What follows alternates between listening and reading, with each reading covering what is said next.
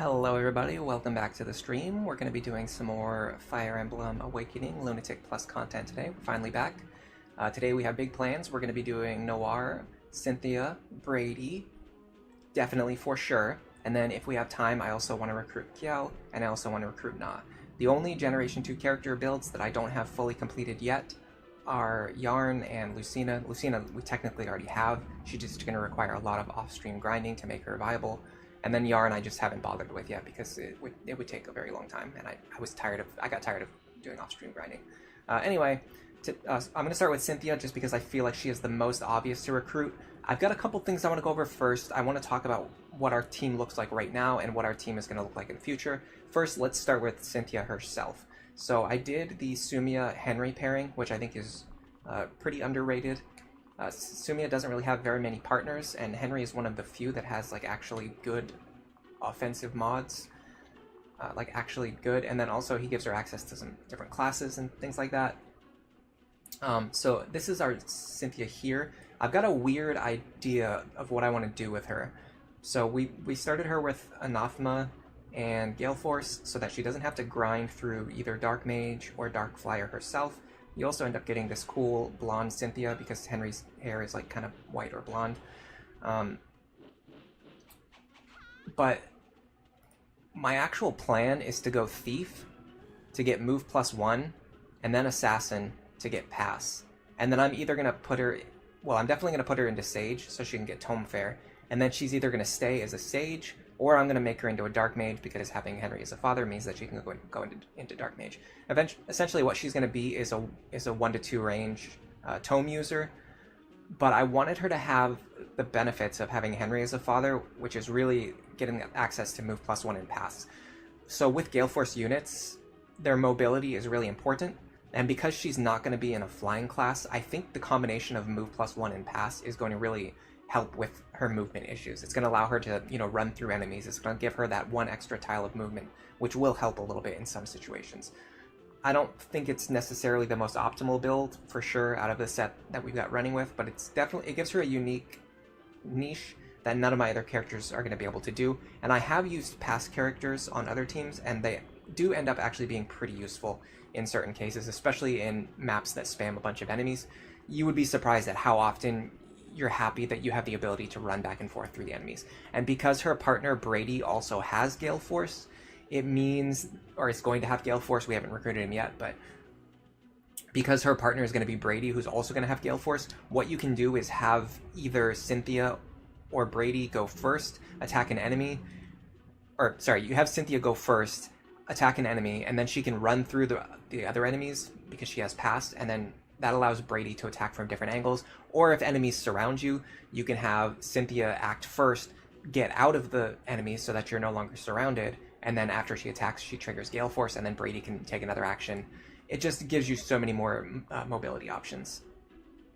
The next thing I want to look at is our boy Robin over here. So Robin's training as a father is pretty much complete. He has all the skills that he needs to pass down to Noire. Now I'm going to start training Robin through all of the class lines that he needs to get so that he can essentially become the ultimate rally bot. So for now, Robin is in Warrior. We're going to go to Warrior 10 so that, well, technically Warrior 5 you get Strength, but then you can't reclass again. So we're going to go Warrior 10 to get Rally Strength, and then we are aiming for Rally Strength, Rally Skill from Bow Knight, maybe Rally Defense from General if I feel like it's needed. It's essentially just going to be extra grinding just to get one extra rally.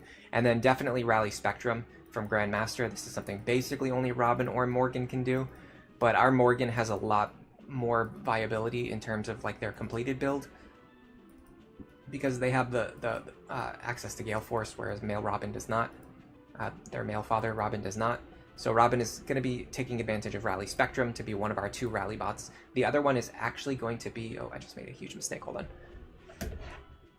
The other one is actually going to be Maribel, because by default she has Rally Speed, Rally Res, Rally Magic, Rally Move, and because she can get into Bride, she can also do Rally Heart. So you're just going to use 2 characters to basically get all of your rallies, and you can even use Generation 1 characters for this. You don't need to use Generation 2 characters unless you're trying to do it within the scope of a no-grinding playthrough.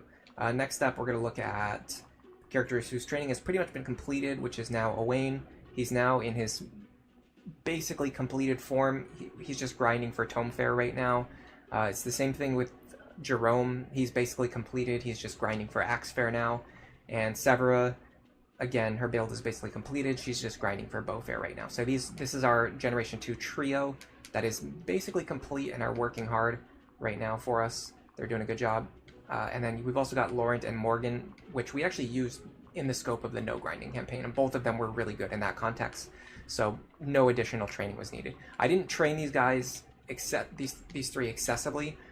I basically just got them to the point where they have their completed support ranks or close to their completed support ranks, and made sure that their levels were like similar to what Morgan and Laurent got while playing through the campaign. So we shouldn't be too over leveled for this. We should just be kind of playing the game close to the way that it's intended to be played. Having said that, Mr. Bushranger, welcome to the stream, and Macromelon, good morning to you. Welcome to the stream as well. I hope you guys enjoy it. So here we go, we're getting started.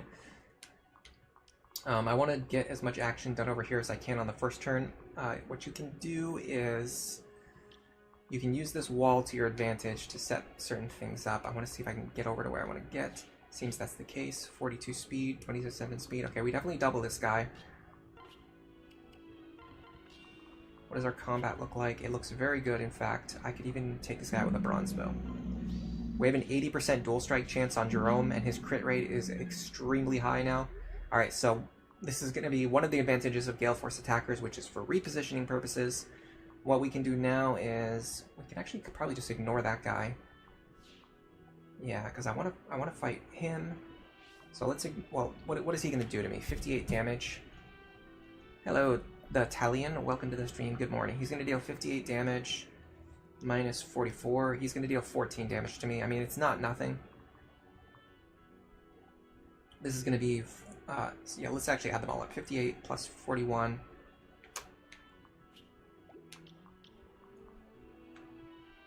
Plus 45, and we do have a Lunatic to keep in mind.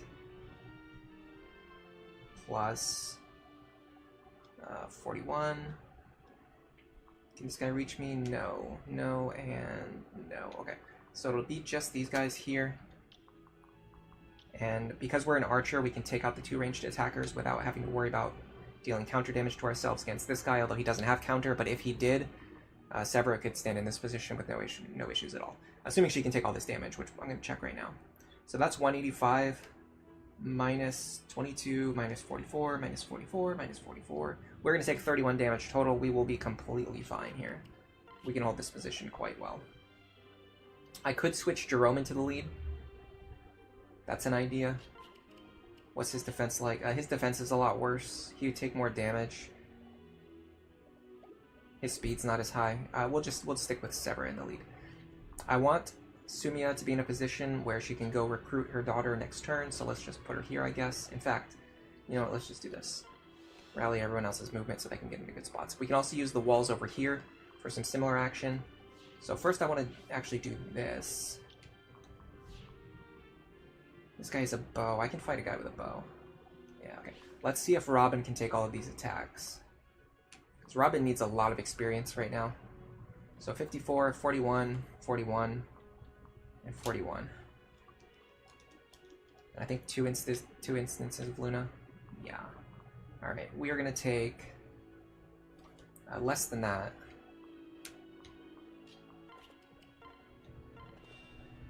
Okay, we're going to take, what is that? 46. So 23. We're going to take 39 damage. We'll be fine in this position here.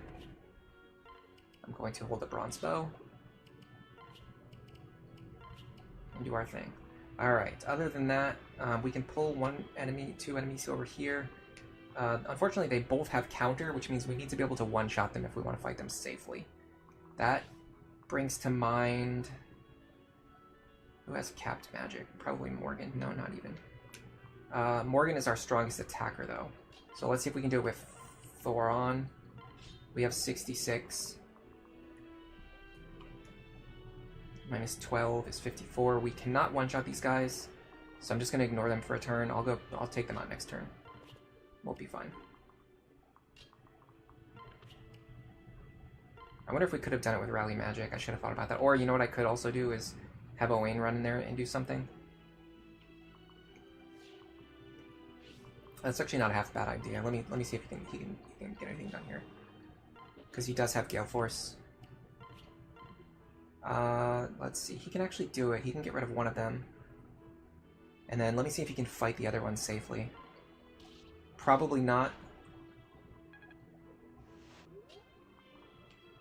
So if he fights this guy, it's going to be... Yeah, no. He would take 73 damage.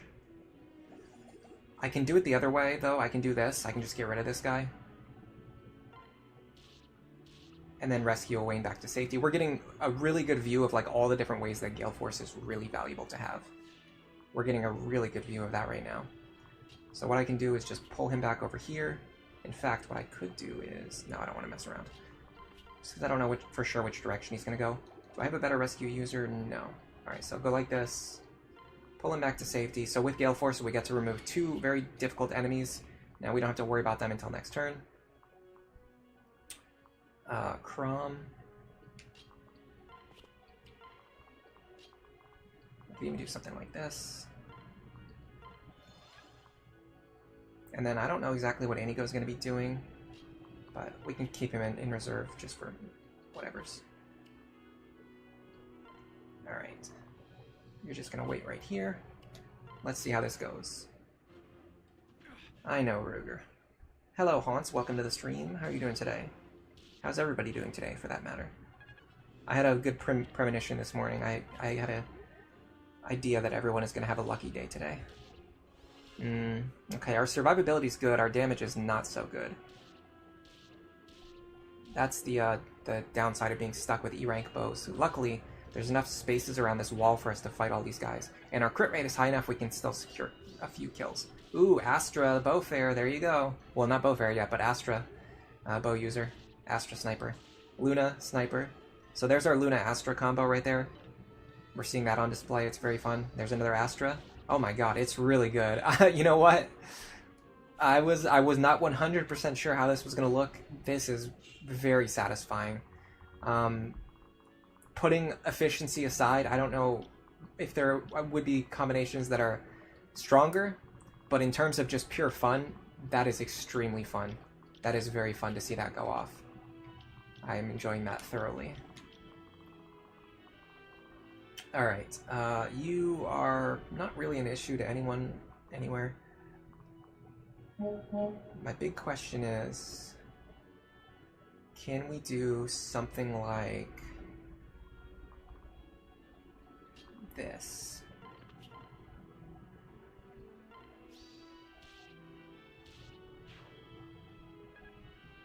Then I would go like this. I'm gonna take Jerome, hit this guy.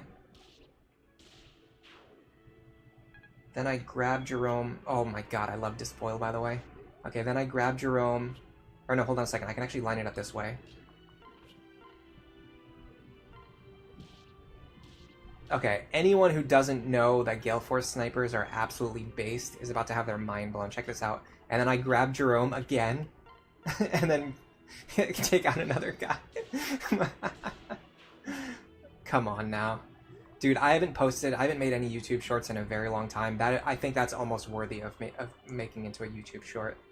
That was an incredible player phase action right there.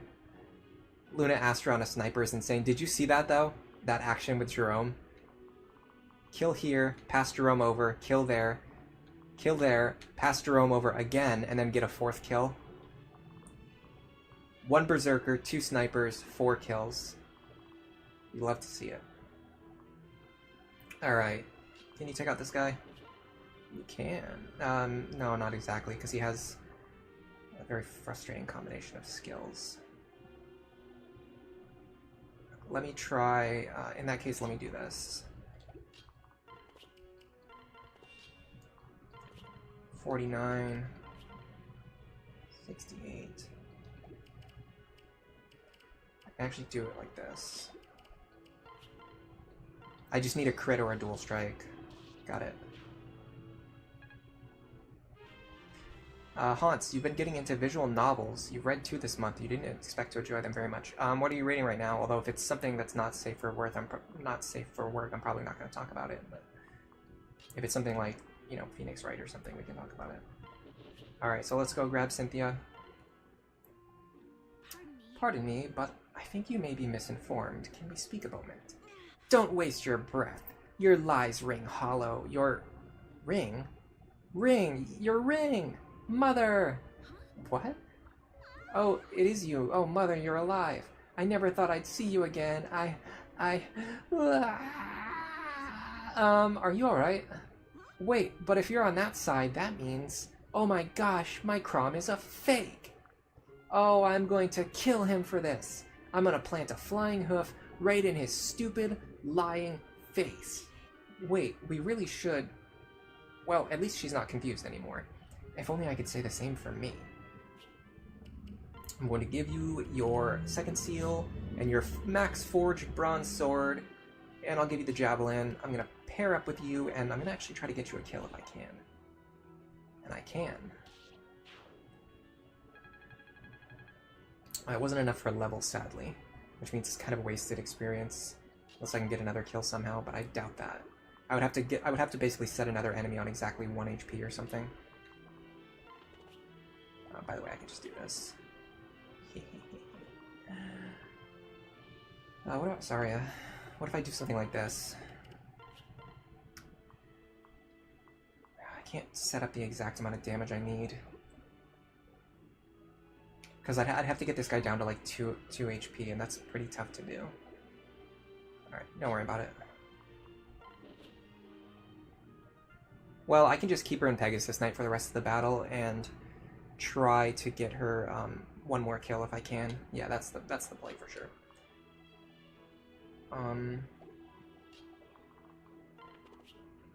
I do need to take care of this archer. Let's have Robin do it then. You know what? I want to train my axe rank, because I'm probably going into general after this, although it's a very stupid idea. Very, very stupid idea. Oh, you know what I could also do is just grab stuff like this. Never mind, 0 damage. Okay, that's fine. You do have Gale Force. Need a little more damage. I should be able to spend a turn setting up, so I don't need to rush too much. I want to get all my characters over to the left-hand side and get as much action done on the left as I can before anything else. Hold on a second, I want you actually here. Anna here. And then you two, I don't really care what you do. Slay the Princess, it's really funny. I haven't played it yet. I didn't actually know, I think I've heard the title before, but I don't know what kind of game it is. The Warrior plus Magic Robin is reminding you of your Robin. Yeah, I did. It's kind of funny how you did plus Magic Robin at the start to help you with the beginning, but you were intending to do Warrior in the long term. I'm still intending to do like a Grandmaster Magic Robin in the long term, but I'm going through a bunch of physical classes just to get those essential rallies, basically. Alright, let me see which of these guys have counter. It's actually not any of the dangerous ones. Okay, that's really good, because that means we can bait out at 2 range. That means I can do something like... Yeah, Silver Sword here. So let's do... I don't want to do Jerome because he's axe locked. What about you? What does your combat look like? You, unfortunately, he has a skill that I don't want him to have. Okay, hold on. I know what I want to do. Just have to get into the right spot. I need to heal you. I need you to be available, I think. Yeah, and then I'm gonna go like this. Who has more movement? You have the same movement, okay. Okay, that's fine. So then we go like... hold on, I have to figure one other thing out. Are you the only person who reaches there? No, you're not. It's a silver... it's actually 3 guys. Tomahawk and silver bow. But this guy's gonna be dead. I can kill him. So it's really just gonna be these 2, a tomahawk and a silver bow. So I can put Owain there, maybe? I don't know, his defense is actually quite low. So in that case, maybe I put Owain in this guy's reach. But the whole point is that Owain has Gale Force, right? Well, hold on. Okay, so hold on a second. Let's do this then. They all have... Every single one that I want to kill has Aegis Plus. Come on, man. What about Morgan? Can she kill this guy?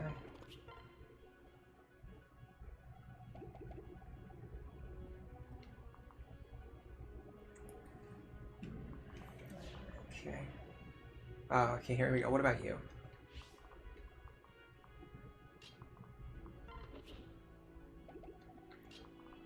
Put you here. Dance for you. Okay, so we go up here. We want to take this guy out. If we can. I think we can. Jerome just needs to hit him. Or we can get a crit, or Astra, or Luna. Yeah, we have so many procs on the table. We have so many procs on the table. Okay, so then we're going to fall back to this position where we fight those two guys. Now, I believe this square here is only targeted by you. And that is indeed the case. And I believe Robin can handle you. I want to believe it, so I'm going to tell myself to believe it. You can go here. Oh, you don't have Rally, really. For some reason I thought you would. That's fine. I'm not going to mess with the guys on the right-hand side. I think they don't start moving until I aggress them. I could be... Excuse me, I could be misremembering. But I think they won't start moving until I aggress them. I think the left side is linked to the left side, the right side is linked to the right side. We're going to find out very soon. Wow. Nice crit. Yeah, these crit builds are really impressing me.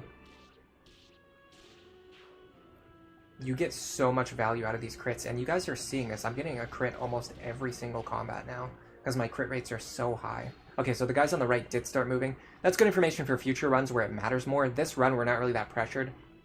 In the future, I want to keep this in mind. I'll probably just, if I'm in a situation like in the Iron Man where it really matters, I'd probably have the wiki open anyway. But either way, in a future situation, I know now that what I should have done is had Morgan in range of like two of these guys, or one or two of these guys, and just chipped away at this formation before they started moving. But I can start taking them out now, so it's either way, it's just not a big deal. All right. Oh, I like this arm scroll though. If I can get this guy down to 11 HP.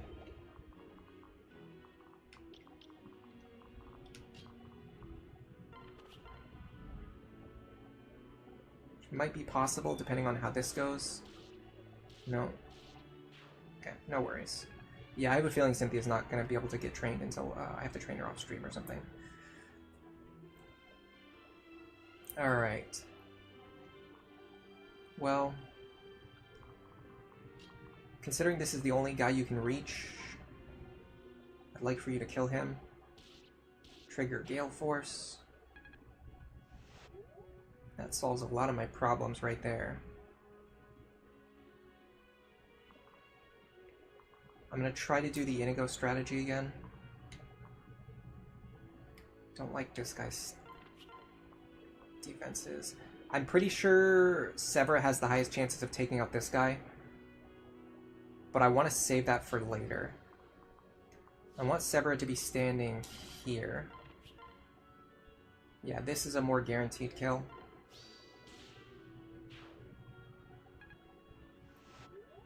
Then...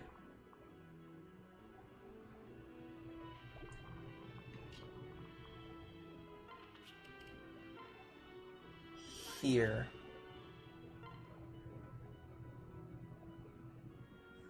Unfortunately, this guy's defenses are better than I was wanting. I should have checked his defenses first. Okay, doesn't matter, we double crit. Now, unfortunately, the space where I want to be standing isn't really compatible with what I'm trying to do. Oh, yeah, it is, I can go here.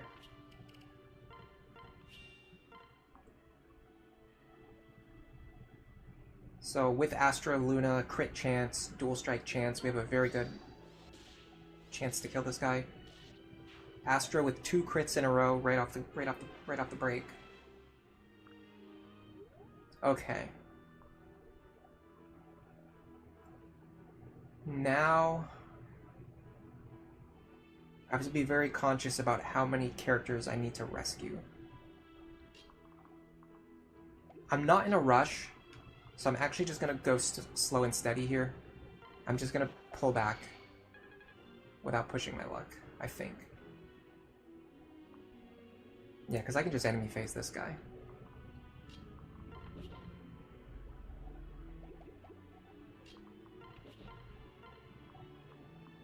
Oh, I don't even need to rescue, I can just stand here.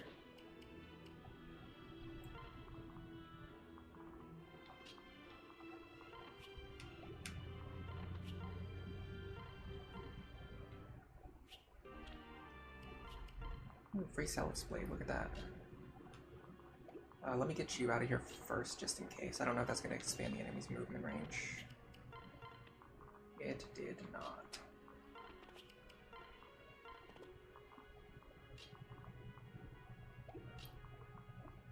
There is a certain point at which the boss will start to run away.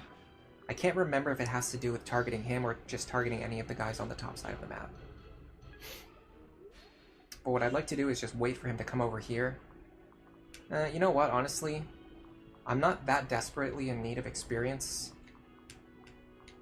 And I do value my time a lot. And none of these guys over here have items that I want or need. So I'll probably just go deal with Ruger as soon as I can.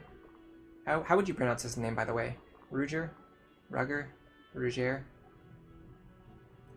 Kunai Cat, welcome to the stream. Yes, Astra only consumes 1 weapon use. It's extremely powerful. It's very powerful. That's one of the things that makes it quite good. It's also a great way to play around Miracle, which we're about to see in action right now. So even if this guy procs Miracle, if we proc Astra, we'll kill him anyway. There it goes. See that? So he procced Miracle on the 2nd attack. I love the fact that that actually worked out. There was a pretty small chance that things would go that way. So we got Astra, we hit him once. On the 2nd hit, we killed him. He procced Miracle. Then on the 3rd hit, we actually killed him for real. So you can use Astra to play around Miracle as well, which is going to matter when we start planning our team or our strategy for Apotheosis. Because in Apotheosis, there are enemies who have Miracle. So we can use Severa to punch through those enemies by using Astra to kill them. We also have a Brave Bow, which means if we trigger Astra 4 times, we can attack 20 times in a single action, plus plus all of Jerome's attacks that could potentially get added into the chain. It's very fun. It's very stupid. You love to see it.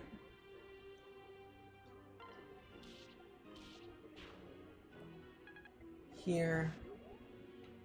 Is there any way we can intentionally leave this guy on low HP without accidentally killing him? I feel like our attackers are all quite strong.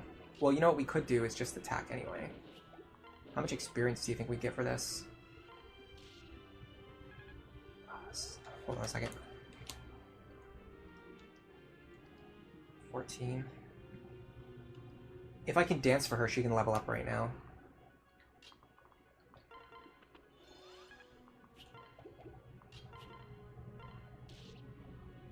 Oh my god, beautiful experience management. Look at that. Okay, 1 kill and then 2 attacks in this map is enough for her to gain 1 level before either promoting or sealing.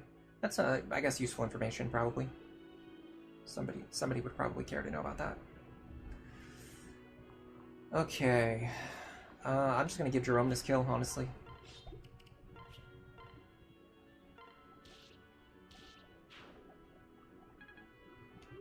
And the crazy thing is these builds are not even completed yet. Alright, I don't know for sure if these guys can move after he wakes them up. So I'm going to stay outside of their range.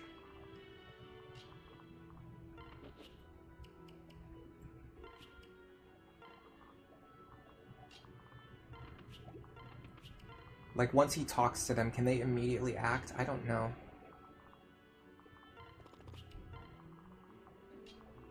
It might be a situation where I'm about to find that information out the hard way. Because it's very difficult for me to keep track of their ranges.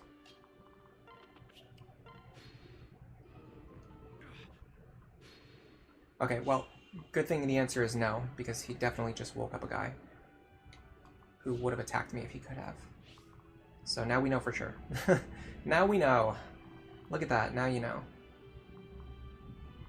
Can our boy Owain get this kill? The answer is dubious. 29 times 2.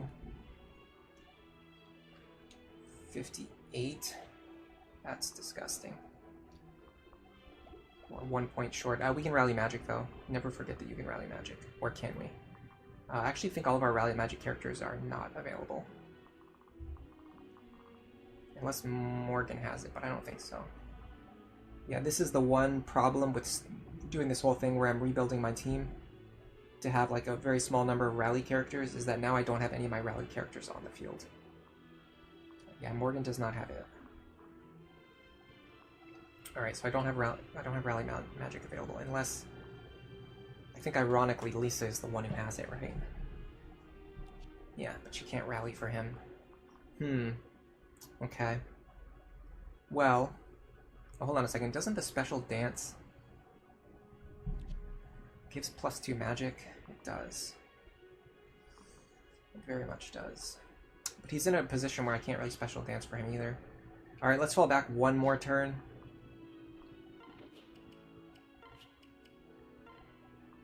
Unpair these two so I can rally magic for him next turn. I'll pair up Cynthia with him. And then these guys can just hang out over here. It doesn't really matter what they do.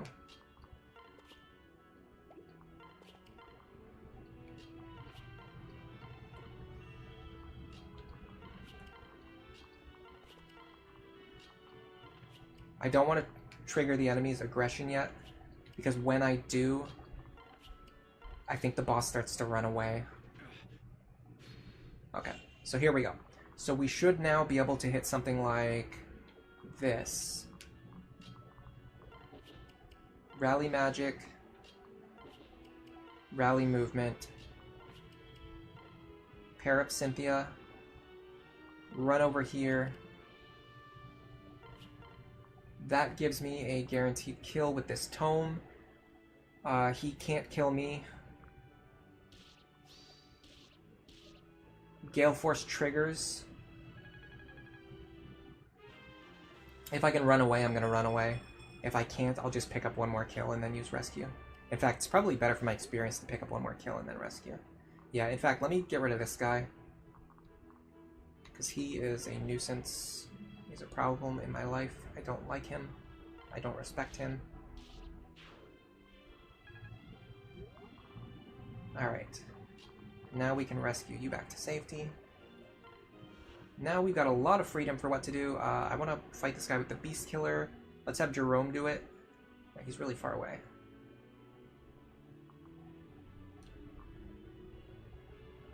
Alright, we'll have Robin do it. It's fine.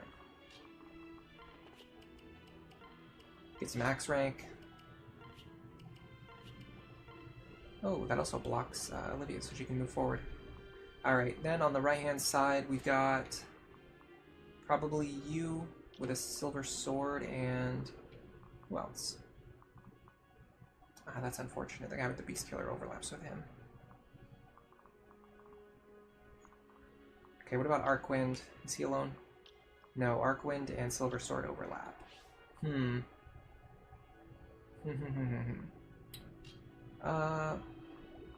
Okay, how much damage are they dealing? 44 plus 33. Oh, there's no way that's gonna kill me. My defense would have to be like 0 for that to kill me. My defense and resistance would have to be like 0 for that to kill me.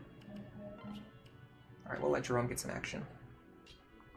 We can even have Morgan standing next to him for something. Does she have Demoiselle? No, she has Solidarity though. That matters.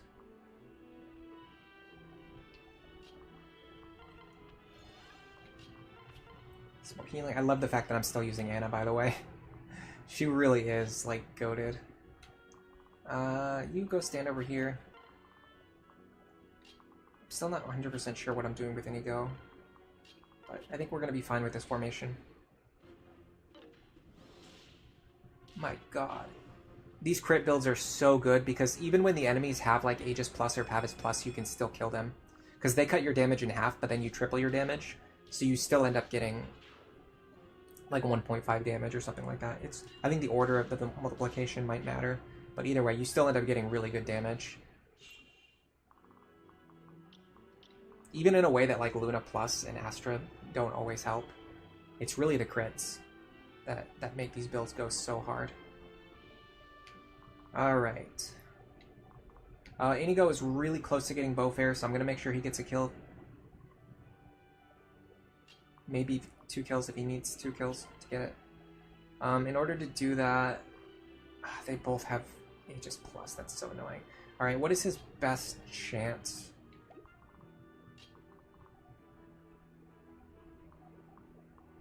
Something like this.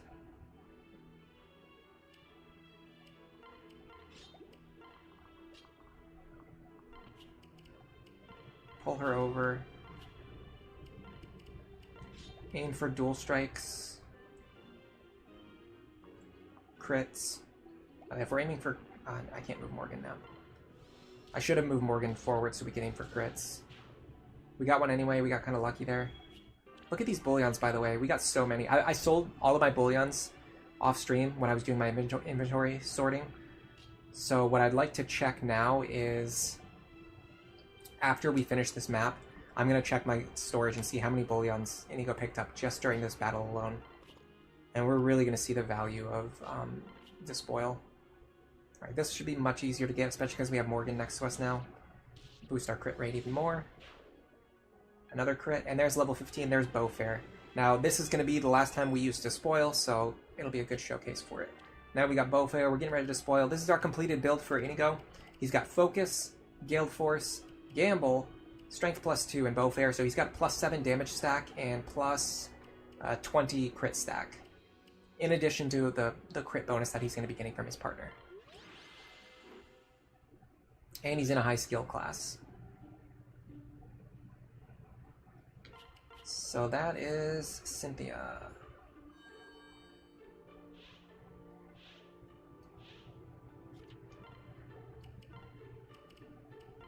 Got Owain Lisa. Sumia Cynthia, and then we should be able to get Cynthia Henry. I think Henry's funny, so I'm going to read this. Now then, let's see what the flowers say. Option 1, Option 2, Option 3. Cynthia, why are you plucking the petals off that poor dandelion? Oh, hello, Father. You're just the person I wanted to see. I'm using Flower Fortunes to choose an entrance flourish for the next battle. But I'm still having problems deciding, so I need to know what you think. Sorry, I don't know anything about Flower Fortunes or entrance flourishes. Well then, let me just lay them out, and you can decide what sounds best. The first option is to ignite a huge plume of purple smoke and come racing out of it. Wowzers. Option 2 is to step into the field amidst a shower of fluttering violet petals. Okay. Option 3 is to suddenly burst out of a farmhouse in the middle of the battlefield. So what do you think, Father? Which would you prefer? Well, they all sound pretty crazy, but maybe the falling petals one? Wait, truly? Well, that's a surprise. I didn't think it was your style at all. But if that's what you want, I'll start collecting petals. Cynthia, this entrance you're planning, it isn't for me, is it? Of course it is, silly. Why else would I ask your opinion? I'm surprised you chose the flowers, but I'm glad you did. It's my favorite. No, wait, hang on, Cynthia. Alright then. Henry's a goofball. Alright, let us turn you into a thief. Very cool. I want to see what her thief sprite looks like, by the way.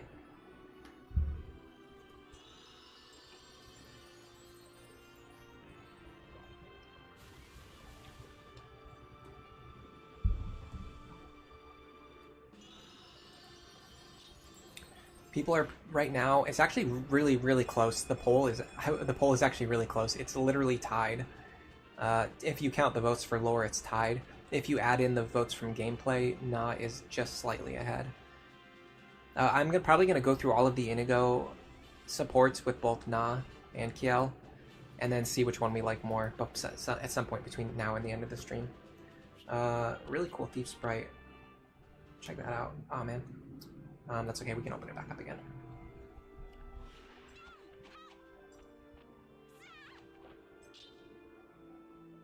That's awesome. You don't really, I don't really see the female thief sprite too often in this game.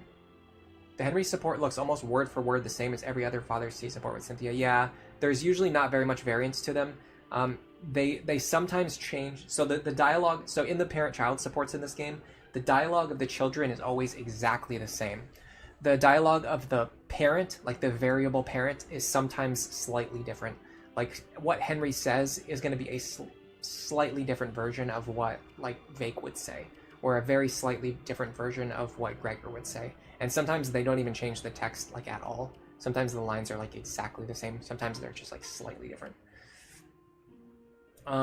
Actually, I'm wondering if I want to train Cynthia for 10 levels before we go into the next map. It should go pretty fast, and we can bring an assassin with us on the next map. Maybe if we have enough deployment slots. Who's she supposed to be pairing with, by the way? Brady. We don't have Brady yet. That's the one unfortunate thing, but we can train them together after we get Brady. Do you want to get Brady after this? Let me know in chat if you want to do Brady's paralog or Noire's paralog next. I am open to suggestions. Where is she?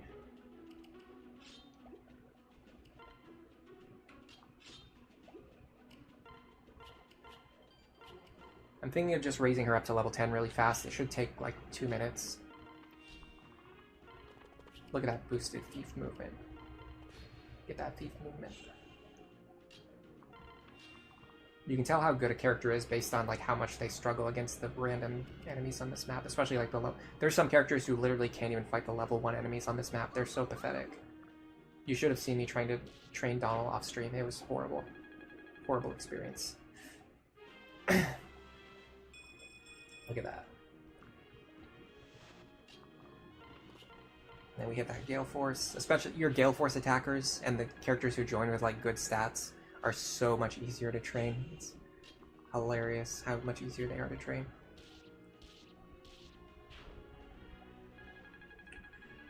Oh my god, this is so good. Yeah, we should be able to get to level 10 really fast. Yeah, this should be fine. Unless he triggers Miracle, but we crit him anyway. The crit would have played around Miracle there, because then the second hit would have killed him while he was on 1 HP. So we should be able to get level 5 or level 6 by the end of this battle. Oh, we have Relief too, that's so funny. You almost never like actually get any value out of Relief, honestly. Man, I think we can hit level 6 here. Super fast training arc. Alright, we'll grab this kill over here.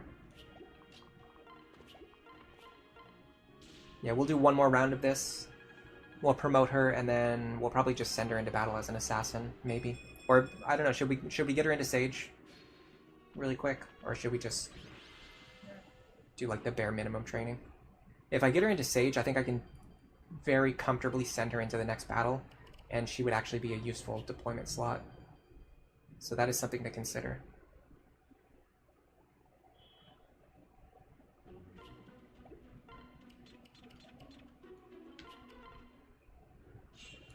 Oops, I messed up my order. Doesn't really matter though. We have so much movement here. We have Thief giving plus movement to Great Knight. Great Knight giving plus movement to Thief. We got no worries. We're actually not super concerned about strength level ups here, because we're going to be a magical unit later anyway. We're mostly just building up our speed and skill, and then getting the actual skills that we want. Relief is an S-rank skill for fighting Risen on Lunatic Plus, but other than that, it's not that great. Oh yeah, Relief is not that useful. It's usually one of the first skills that I unequip. But it is funny that it just, like, provided a bare minimum amount of value here. And not even really, because what is 2 HP going to do for us? You know what I mean? We're not really doing anything with 2 HP. Right now, I'm a little worried because I can't reach any enemies next turn. So I'm wondering if I should set up for next turn instead. Yeah, so what I should do is actually set up for next turn so I can get 2 kills next turn, rather than getting 1 kill this turn and 0 kills next turn. This is going to allow us to hit this kill. Imagine min-maxing Gen 2 pairings when they're all super strong already. Yes, but Apotheosis is extremely difficult. So you do have to put some consideration into what you're doing with your second generation characters. You think it's unneeded for Apotheosis? Alright, well, you're entitled to your opinion. Should I get some extra levels onto her? Some extra stats?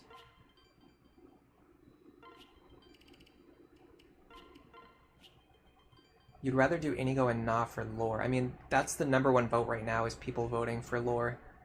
Like, all of the... First of all, the lore votes are leading above the gameplay votes, just in general.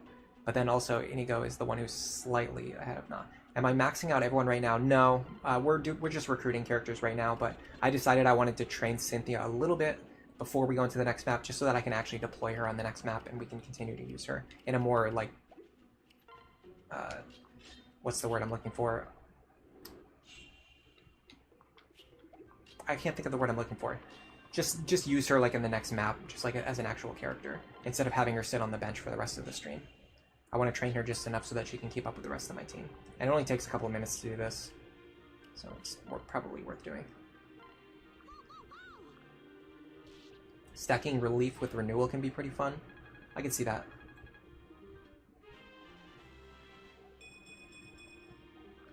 Can I take this guy? No, I would in fact destroy myself. Alright, we're gonna have to do the same thing again. Just jump over here instead, because there's no guys in the center that I can fight safely. Actually, I can do this now.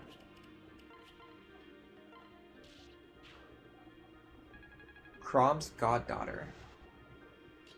Crom's goddaughter, what does that mean? Oh, because of... Yeah, I don't know, I'm not understanding what you're saying. Crom's goddaughter.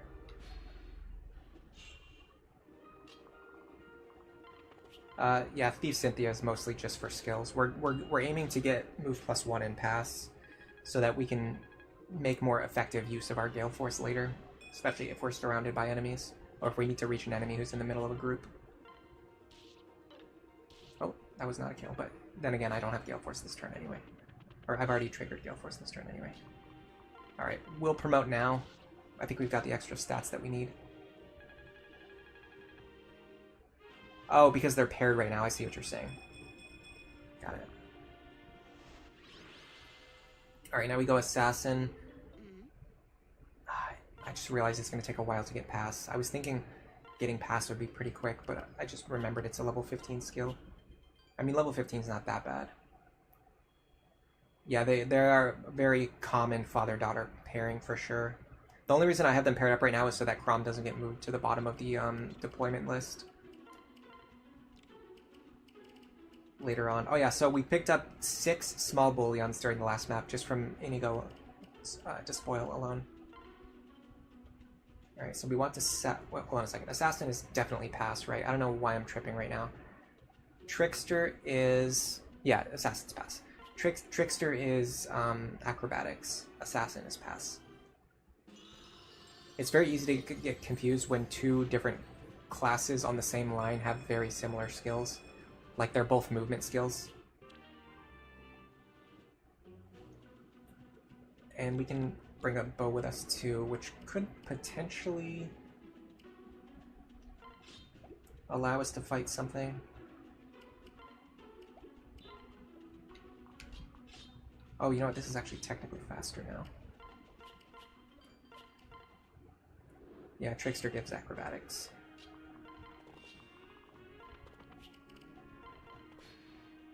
I bought a bunch of bronze weapons too.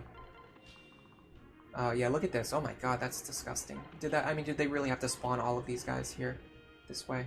I don't know if that was necessary. Alright, I'm just gonna try for this. If I hit it, I'm gonna jump over to the other path. I missed it, that's fine. I'll just get him next turn.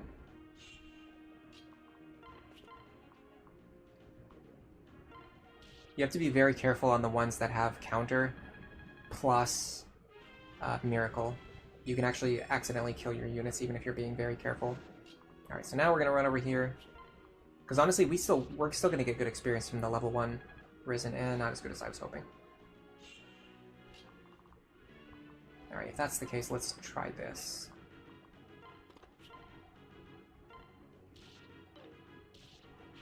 Yeah, we're in the very awkward phase right now where we have to very specifically target the ones that have, like,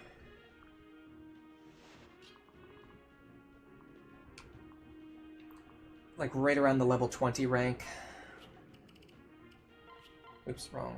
Well, actually, honestly, I'm just going to give this kill to Crom because he can actually get it guaranteed, whereas she cannot get it guaranteed.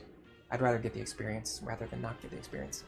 Is there any idea why they picked Gaius as a potential husband for Sumia? It seems really random for a character with limited support partners. Yeah, that is a really good question. Same with Henry. In fact, Gaius and Henry both start as red units. So other than Crom, I guess she likes bad boys. Is that the theory? She likes the people that she's very close to and who start out basically right next to her. And then other than that, she likes the bad boys. Is that what we're concluding? That might be the case. Alright, let me see where the enemies are. I'm going to have to plan my deployment around this. Because I need to try to target the ones that are level 20 if I can. Yeah, so for this one, I think we're actually going to start in the middle and then go left.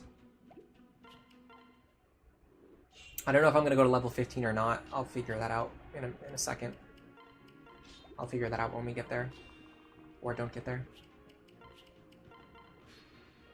It makes a lot of sense now that I've said it, yeah. Alright, I want to do something like this. I want to hit you.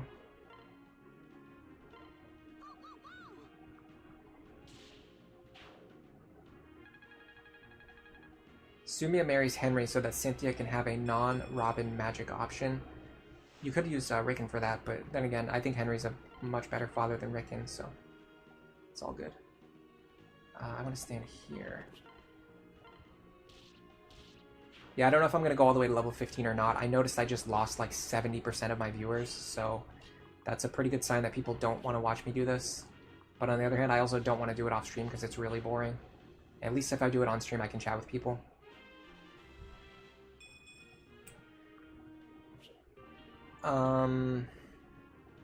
You think Pegasus is traditionally the class that recruits res units in older Fire Emblem games? Do you mean red units? I think you meant to say red units. Which actually makes a lot of sense to me now that you said it. It's still kind of the same connection, still the same red unit connection. But I didn't even think about the fact that, yeah, in the older games, it's usually the Pegasus who does that.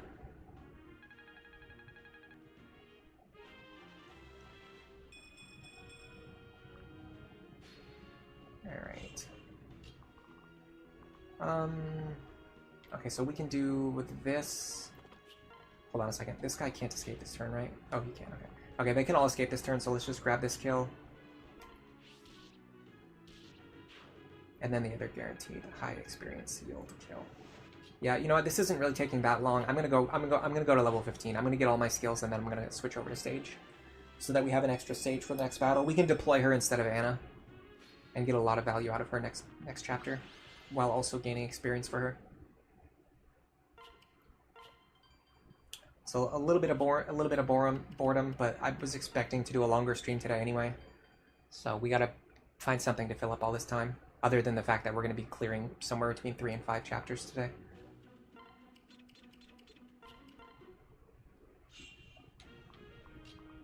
There's a really funny conversation in Shadow Dragon, and I guess it's probably in the original FE1.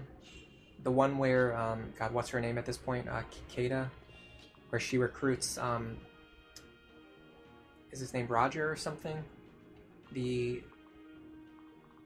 guys know who I'm talking about, right? The Armor Knight? Where he's just, like, completely simping over her. And she, like, takes advantage of it. To convince him to, like, abandon his king and, like, switch sides in the middle of a war. But it's presented in a really funny way. I don't know what I'm talking about. You guys probably know what I'm talking about. You may either agree or disagree that it's actually funny. This is kind of weird. Okay, we'll grab this kill. Yeah, okay, hold on.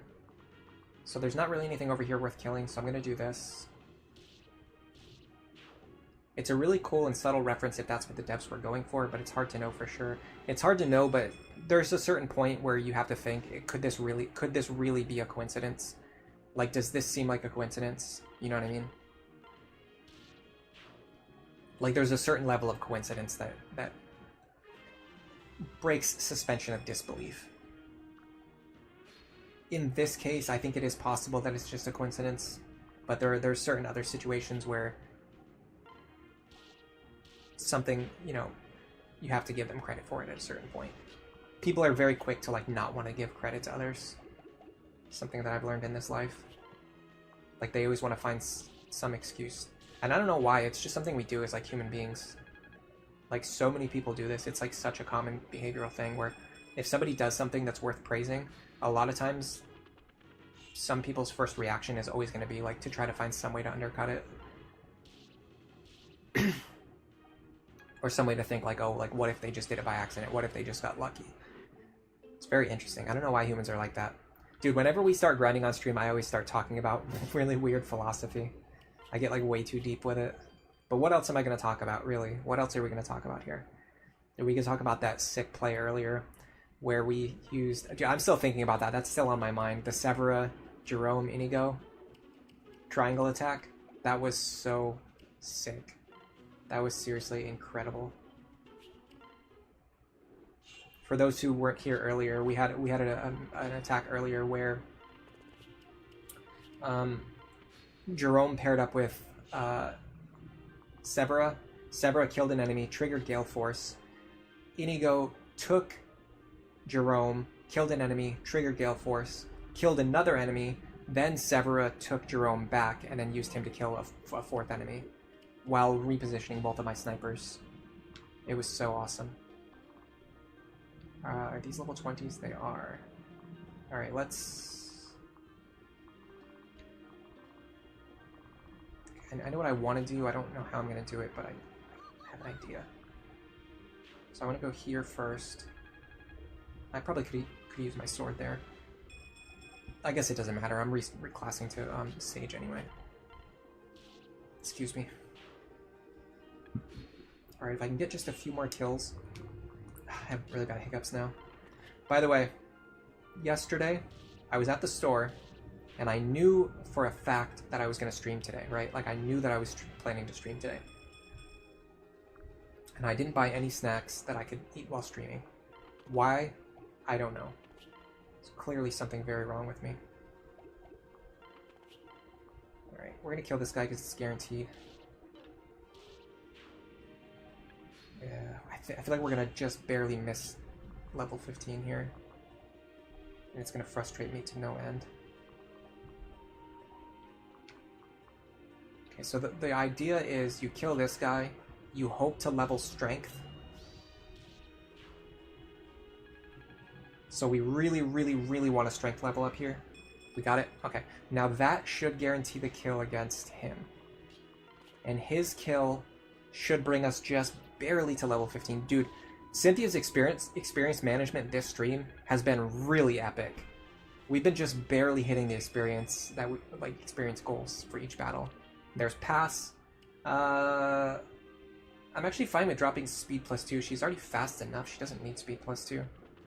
And I think I genuinely get some value from all of my other skills. Even lethality I get value from. Alright, so our training arc is done. I didn't see any opinions on whether people wanted to do Noire or Brady. I'm going to leave that question hanging for a second while I organize my inventory, and then I'll give my opinion on what I want to do. Alright, so we're going into Sage now. So this is basically our complete build. Once we get Tome Fair, we're going to replace lethality, because Tome Fair is just more consistent extra damage, as opposed to lethality, which is very random.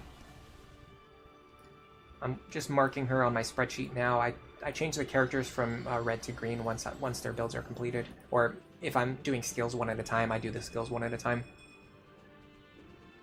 Noire is going to need a lot of training. Brady is going to be...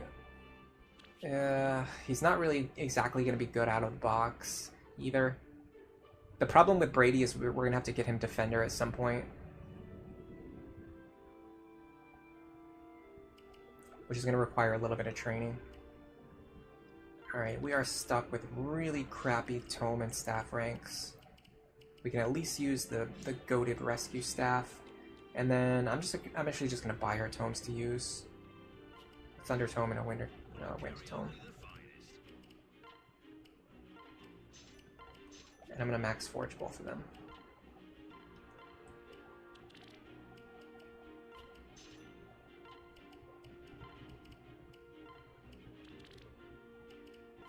I don't know.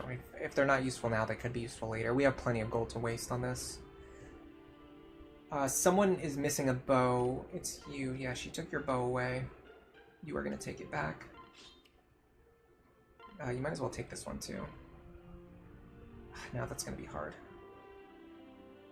Hold on. You know what I should just do? I should just buy some bows and just restock them this way.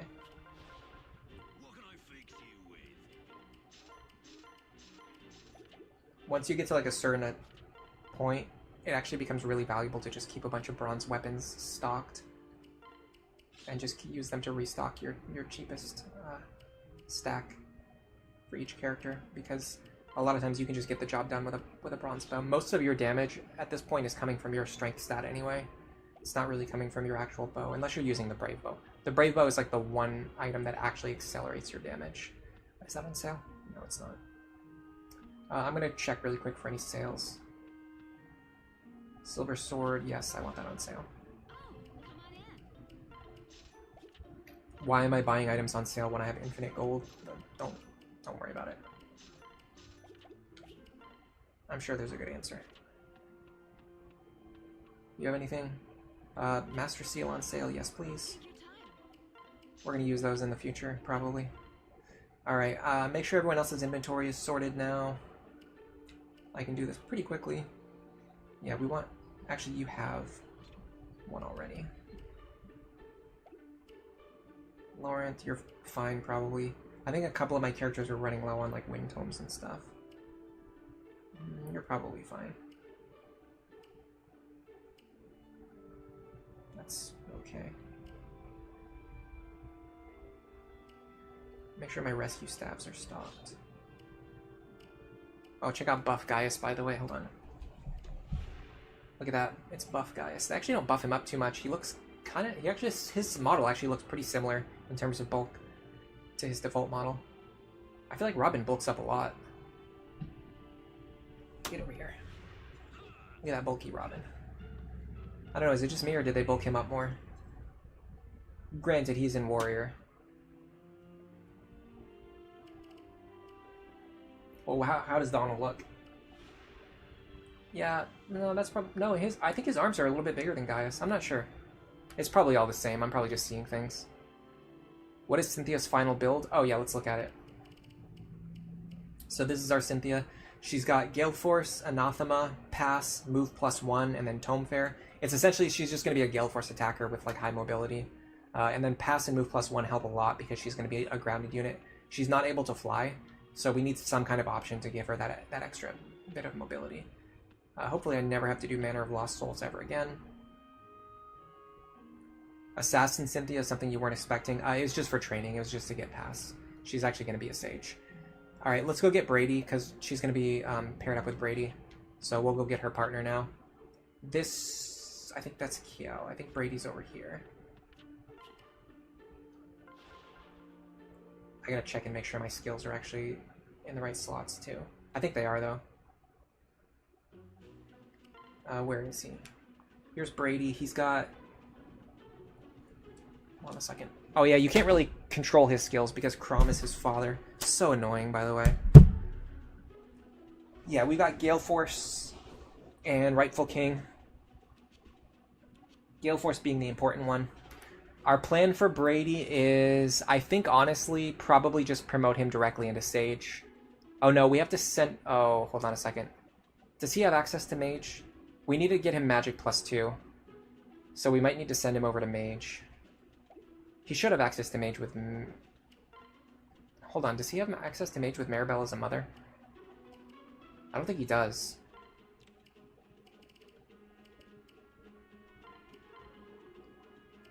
He does, okay. Very close call. For a second I thought that I made a mistake. Yeah, so we can send him over to Mage, get Magic +2, Tome Fair. Then I want to use advantage. I want to take advantage of Crom's access to get Defender. Because it's basically just all stats +1 or all stats +2. I don't remember. That would be a +8 damage stack with Gale Force. And then other than that, I'm not sure what I'll give him. Having Crom as a father is really restrictive. Crom's class set is actually not that great as a father.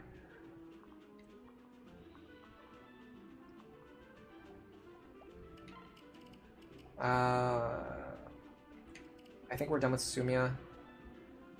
We can bring Anna instead. This squad looks good. The only thing I would consider is maybe dropping someone for either Cordelia or Maribel. But I think our squad right now is actually fine. This map is really tough in my opinion. This is one of the hardest Gen 2 maps because you're surrounded on all sides. And you want to keep these green units alive. But the green units are like intentionally put into positions where they can very easily be killed.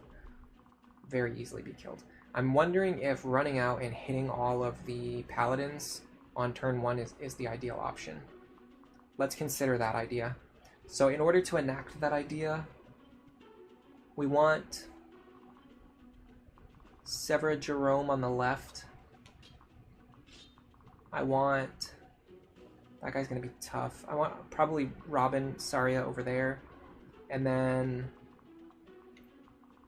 Honestly, we've got a lot of options for over here. We can do something like this. We can do Inigo on the bottom. Morgan. Cynthia. I love not being able to reposition my units. It's so convenient to not be able to reposition your units. It's so helpful. It's so useful. By the way, I'm gonna grab a tome and a second seal for our boy Brady. I don't think he recruits himself. We got a base Thunder Tome. I'm thinking of putting one of these Forged Thunder... Oh, in fact, yeah. Let's grab all of Lucina's equipment, because we're not even using her. Where is she? Lucina, where are you? Yeah, we can get a Forged Thunder Tome. Alright. Should be able to beat this on the first attempt, honestly. Okay, yeah, he doesn't recruit himself. Mildly annoying.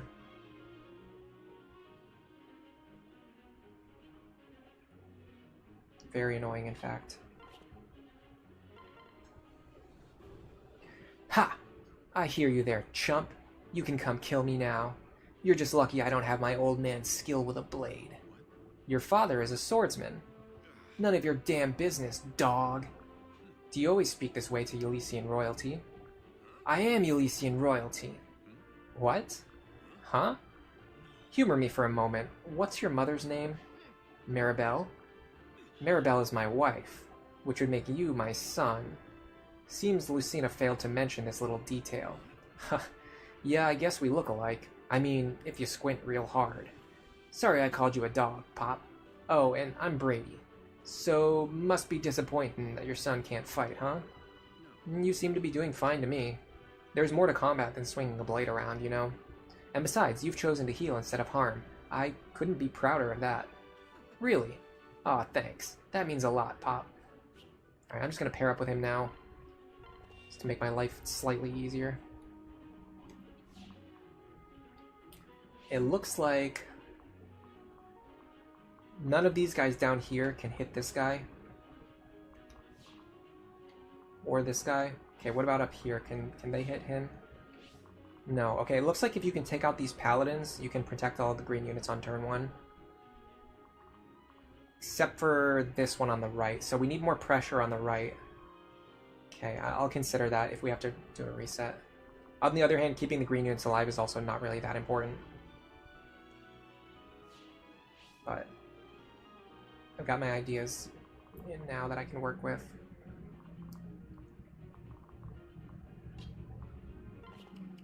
Pair these two up.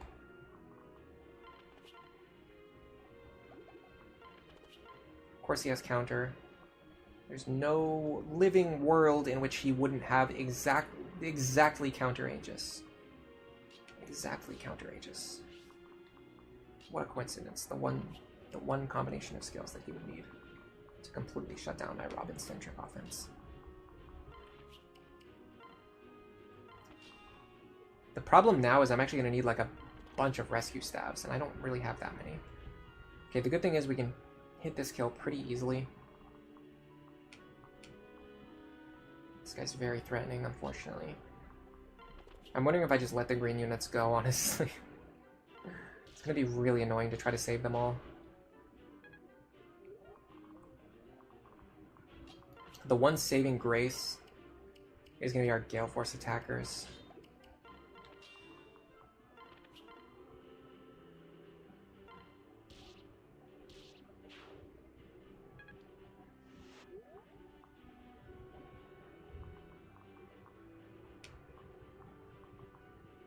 I wonder if she takes all 4 of these attacks.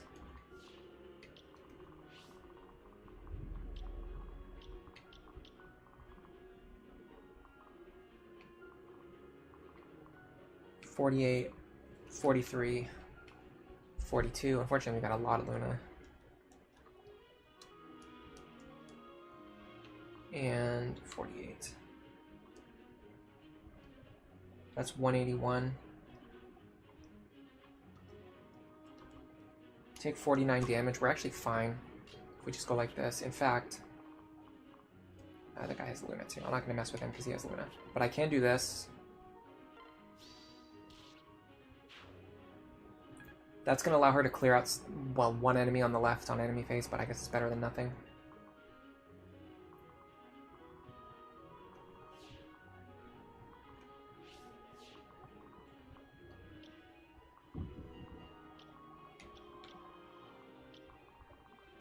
I may be able to... Guy's a tomahawk, right? Okay, if I rescue...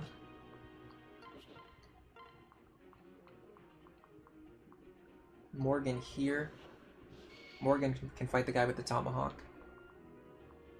Now, what do we want to do with Inigo and Owain? Is there anything they can reach and kill? Actually, they can reach this guy. Unfortunately, he's got, again, it's just he's got the perfect combination of skills to shut me down. I guess... I mean, we're basically relying on crits and dual strikes here, right?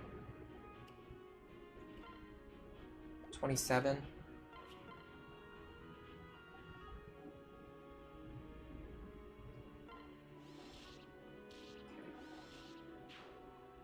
If that didn't work, I probably would have just, I don't know, figured something else out. Now I want to grab this kill if I can. Looks like I can. Okay. Then I'm going to run over here and grab this kill. If I can. I like that 32% crit rate, so we're going to go with that. Funny enough, Owain is the one who landed the crit. Alright, that's really good because now we can do something like... I can actually put him on this tile. Which is only targeted by... Is it the guy with the longbow? Or... What is that targeted by?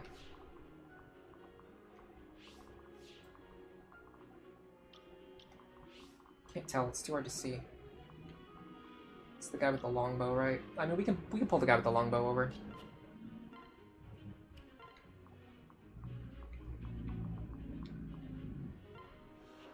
There you go. I'm not going to waste my own longbow, but it will pull the guy with the longbow into a good position to fight. Alright. You have counters, so I don't want to... Well, you know what I can do? I can actually just go like this.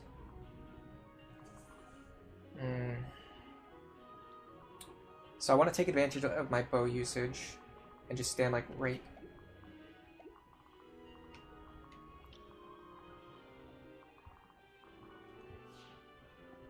There's actually a bunch of guys with longbows around here. Alright, you know what? I don't want to mess around with these longbows. I'm just going to stand here for a turn. Just get ready for next turn.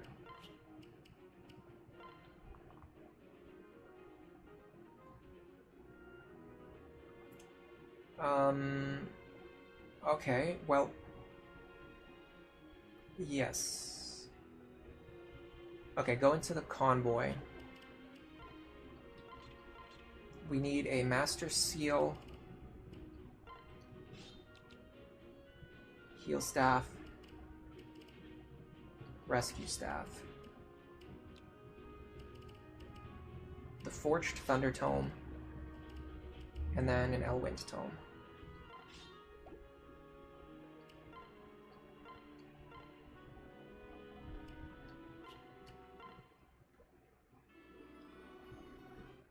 With Dual Strike Plus, Crom might be his best partner for this map anyway.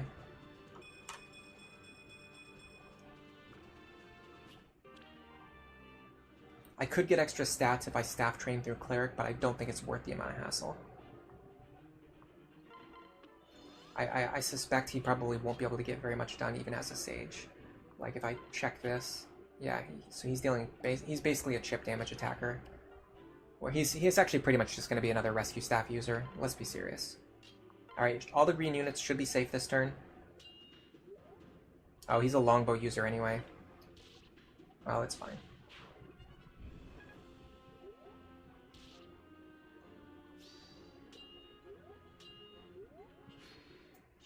This is the turn where you're just thinking, what in the world is going on here? How could they possibly expect you to keep all of these green units alive? Like, seriously. How could they expect you to keep all these green units alive? And the solution that I've come up with is that they actually intend you to... This map is actually intended to be a kill boss map. Both in the fact that it literally is a kill boss map. As you can see, the victory condition is just to defeat the commander. But I don't think they intend for you to actually clear all of these enemies and keep all these green units alive. Let's just say, in theory, if we wanted to clear out all of these enemies, what would it take? What do you think it would take for us? So let's see which enemies cannot reach green units this turn. You cannot. You cannot. You cannot. You two both can. I'd have to remove both of you. I'd have to remove you, you, and you.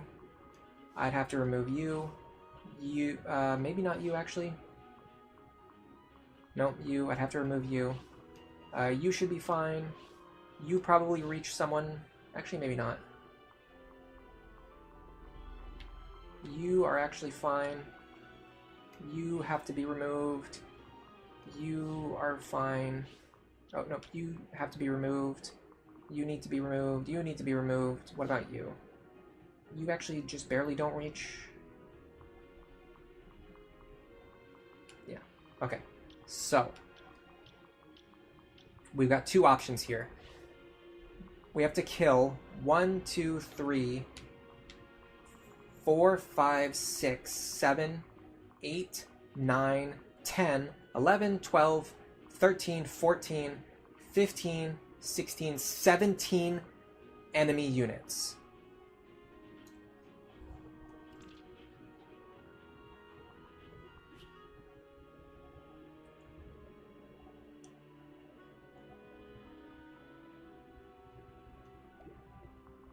And we have 1, 2,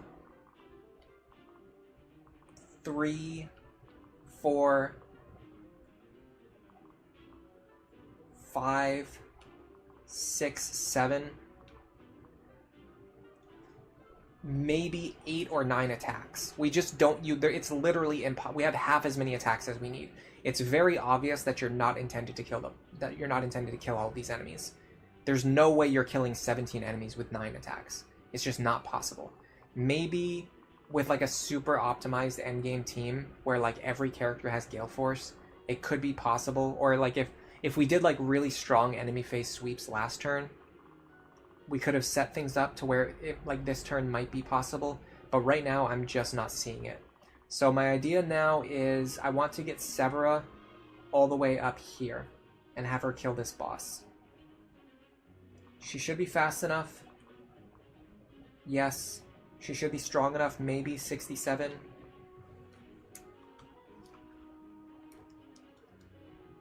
She deals 44 damage, she doubles. Yes, she will always kill this guy if she can reach him. She needs to get at least here. which means she will need either some amount of dancing or rescue staff usage on top of Gale Force. I'm going to hit the Gale Force first, get her as far forward as we can.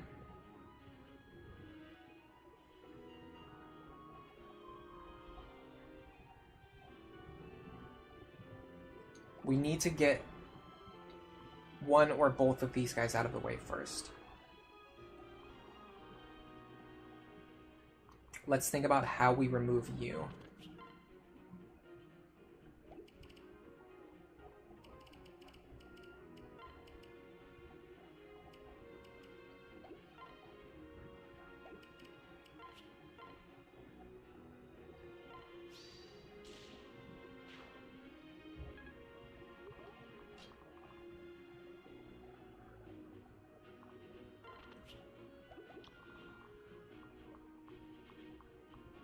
That's very unfortunate, but hold on. Okay, I have an idea. I have an idea of what I want to do here. This guy having counter kind of throws a wrench in my plans. No, this actually works fine. Nice crit, by the way. Epic crit. Alright, we need... I'm gonna use Cynthia for this. Get her some experience. We need to rescue Olivia over here. We're going to dance for Jerome. That's going to allow Severa to act. She has not triggered Gale Force yet, which means we can trigger Gale Force from this position while taking 0 damage. That's fantastic.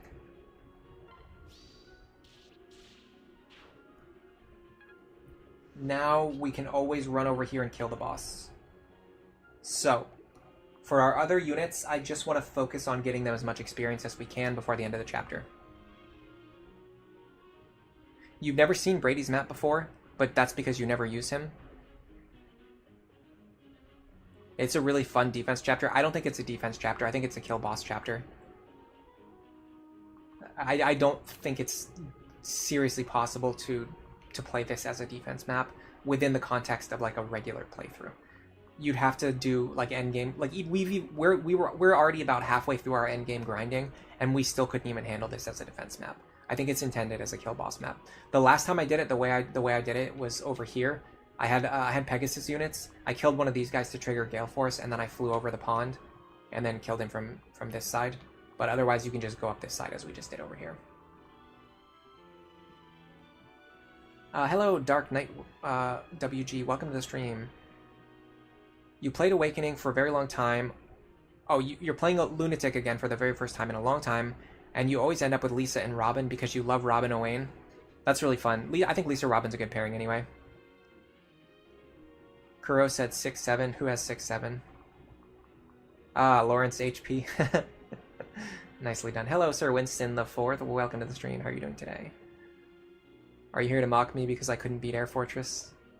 It might be possible to distract a bunch of enemies with a single unit that they can't kill, kind of like Chapter 5 Frederick on the fort with a promoted unit. Yeah, you could do that. It's very hard. I think this could be a defense map on Lunatic. On Lunatic Plus, like, you need a very, very strong, very reliable enemy phase tank because of the fact that the enemies are going to be spawning with Luna Plus and counter. Granted, you can play around counter just by not having any weapons equipped, so that is one idea. But also the other problem is that they're attacking from 3 sides, so you have to be able to defend on 3 different sides. That's the real crux of the issue. You don't just need 1 tank; you need 3 tanks. Or at the very least, what we could have done last turn was we could have put a tank like down here to clear out all of these guys, and that would have reduced the amount of enemies that we needed to kill on turn 2. You could also a bunch of breaker skills would help. Yeah, for sure, breaker skills would help. Okay, I don't think Brady's getting any meaningful amount of experience.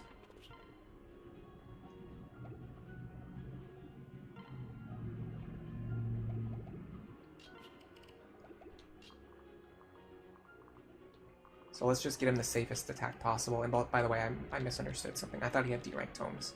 He does not.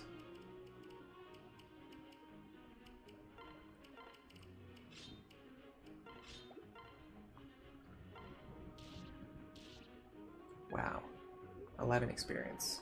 Incredible. Where's Cynthia? She's way over there.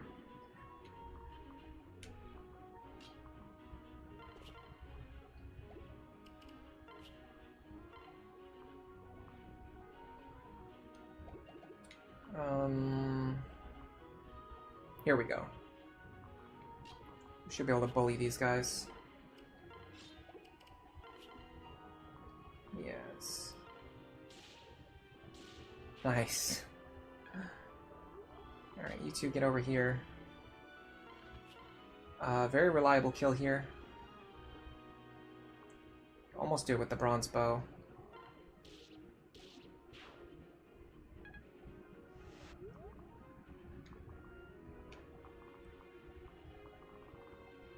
I'm not gonna say it. I'm just not even gonna say it.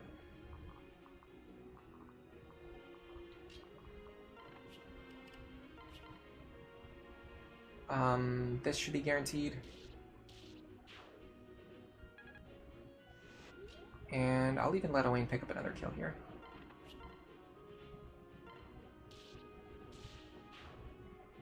Beautifully done, my friend. There's not really anything else that we need to do for experience's sake. Like, these two don't really need experience that bad. These builds are pretty much completed. I mean, I guess Anna could do some... hers level's maxed anyway. Alright, yeah, so let's just pick up this kill and end this chapter. This should be fine. Let me make sure I can do it with the iron bow. Yes. Yes. Okay. We're fine. Beautiful done. Beautifully done. Wonderful work. Got a free master seal.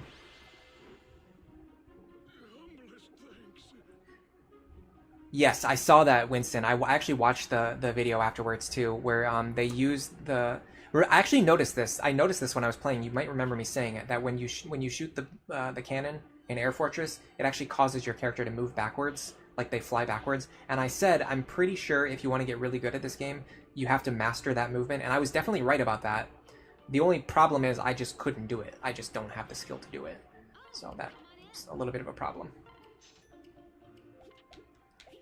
But yeah, I watched it. It was really impressive that he was able to do that. And also, it seemed like he had a pretty good knowledge of like enemy hitboxes. Like, you could move through a lot of things without getting hit. That, in my case, I was attempting to dodge all of those attacks. Oh, Wayne Inigo, friendship. Shadow Dragon. Ah, if it isn't Owain. Radiant Dawn. And how are you today? Busy, which I would have thought was obvious. I'm sorry, perhaps I'll come back when you're done playing. Hey, this is serious. Seriously childish? Seriously embarrassing? Seriously none of your business? Now leave me alone. Seriously? Okay, just stop. You're not even sighing. You're just saying the word sigh. Maybe that's why all those girls keep turning you down. You're guaranteed to lose 100% of the jousts you never attend, my friend. Perhaps you should name your next move Eternal Chastity. He literally just called him a perma-virgin. Sure, why not? I've got the perfect teacher for it right in front of me. Why, you little... What, you want to go? Come on, chump. Have at me. My Shinon strike will wipe the floor with you.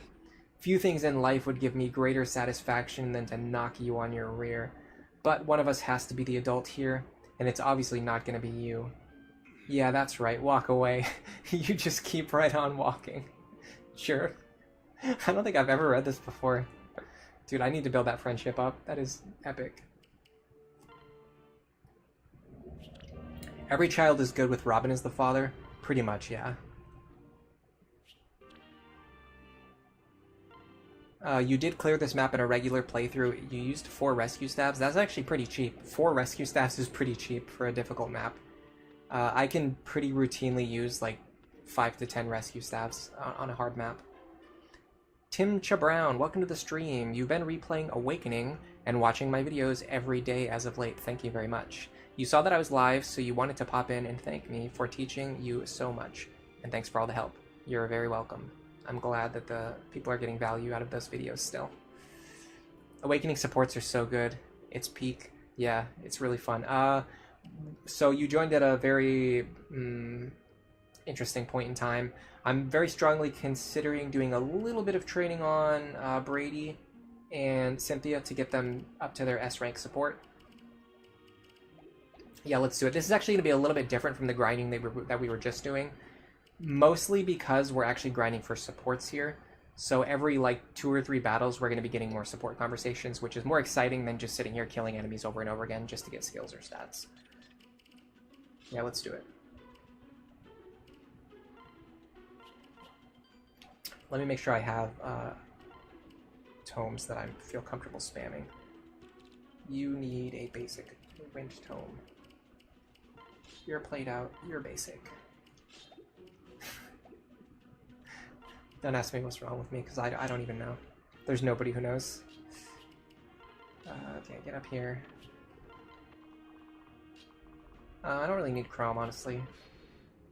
I'm definitely right on the money. You didn't expect that guy to have mastered it to that extent. Yeah. Seriously. I just had a feeling. I knew there was something going on with that movement tech. Ooh, lethality.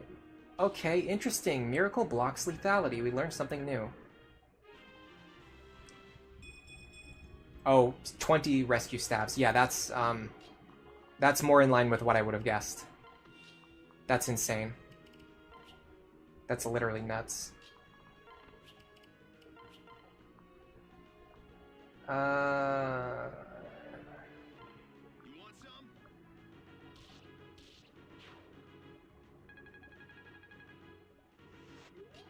So what we're really aiming for here is just to get these guys to fight together, this pair, to fight together while paired up, so that we can unlock their support conversations. We're not really trying to do anything else here.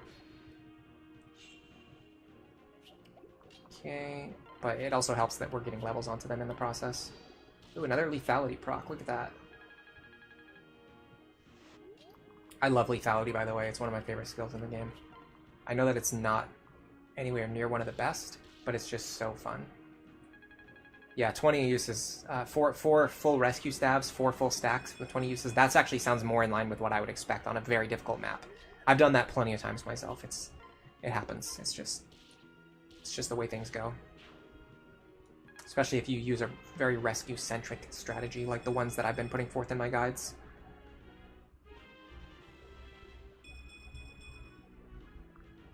By the way, I've been playing Dragon Quest IX off stream. It's really fun. I think the grind in that game is like way too like brutal. But if you can play with 3 times speed up or 4 times speed up, the game is a lot more fun. It has this problem. A lot of Nintendo DS RPGs have this problem where they run extremely slow on original hardware for some reason. I don't know why. They just do. They're just like that. They're just built like that. They just play. It's weird too. Like it's like a problem with the entire DS library. Like I don't think there's a single DS RPG. Oh god, shut up, man, shut up. Idiot out there driving his motorcycle that nobody cares about. Nobody in this entire town thinks that you're cool. There's not one person here who thinks you're cool. Everyone here thinks you're annoying. Anyway, sorry. I don't think there's a single game on the entire DS library, RPG, in the entire DS library that's optimized well. Every single one of them runs really, really slow, and it's weird because they all have like unskippable cutscenes, and like they don't have options for like skipping battle animations. Like think about even like Pokemon Diamond and Pearl, right?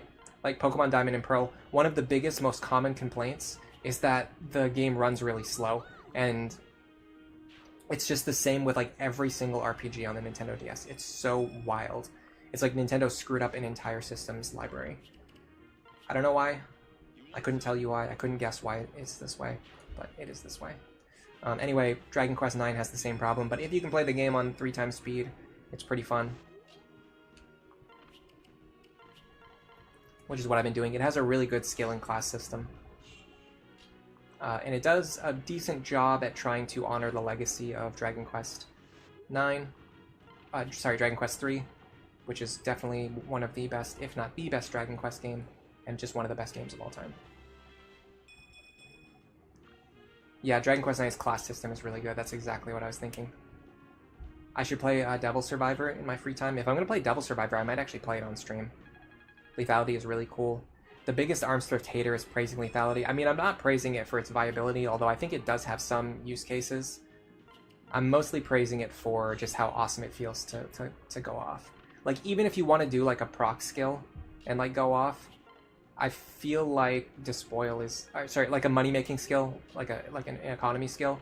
I feel like Despoil is just much better than Arms Thrift anyway. It makes... I think you make way more money using Despoil. And it's even easier to get. The SMT games never felt slow for you, but it feels awful playing any Pokemon game without speed up. Yeah, that's true, honestly. Any Pokemon game feels bad without speed up. And the fact that they turned off the ability to skip animations in Scarlet and Violet is the #1 reason why I did not even buy those games. It's a wild decision. Absolutely crazy decision to make it so you can't turn off speed up. Alright, anyway, we're here. Let's go. No, that can't be it. You alright there, Cynthia? Oh, yes. Sorry, Brady. It's just that the strangest thing's been happening lately. Oh, yeah? Someone keeps coming to my aid in battle. That don't sound so strange. We all help each other out, yeah? Yes, but this is different.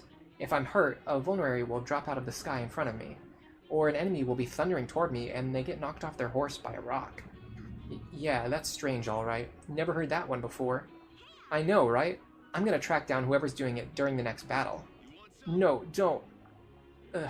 I mean, don't you think that's kind of unnecessary? They're helping you, right? Maybe they just want to be, I don't know, all anonymous-like. You're right in that many heroes prefer to operate in secret. Don't do it. Don't do it. Sorry, what? I can't quite make out what you're mumbling over there. Heck, I ain't saying nothing. I'm just tired. That was a yawn. Besides, how are you going to track down your hero with no clues? Even if you find him, what then? You know what they say about gift horses. But I've always wanted to discover a hero's secret identity. Perhaps I can narrow it down a bit. It has to be someone in camp, right? Oh, I don't know. Could be anyone, really. Either way, fretting over it ain't gonna give you any answers. You ought to just say boo to the whole thing and be done with it. Gee, I wonder if it's Brady. The newer Pokemon games are slop. No opinion. No opinion that I want to say on my stream that Nintendo could potentially watch. Sir Winston IV, you can't, at least from what I've heard, that, yeah, you can't turn off animation, like animation skip anymore. They make it so you have to always view the combat animations in battle, which is, again, it's just a crazy decision. That's always been, like, the worst, slowest part about already very slow PvE in Pokemon. Honestly, I think the best thing about Pokemon is probably, like, the PvP anyway.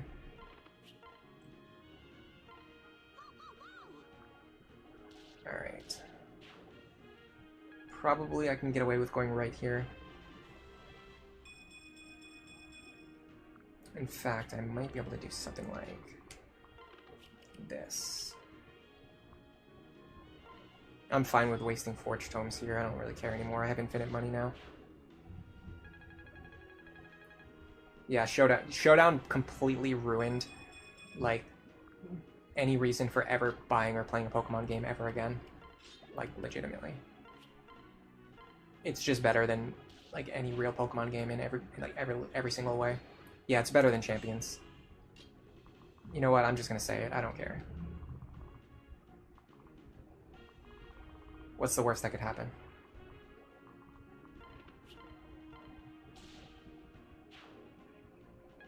Now I'm in a weird position because I don't really have any good targets to attack. Do I want to bounce over to the right, back over to the left-hand side now?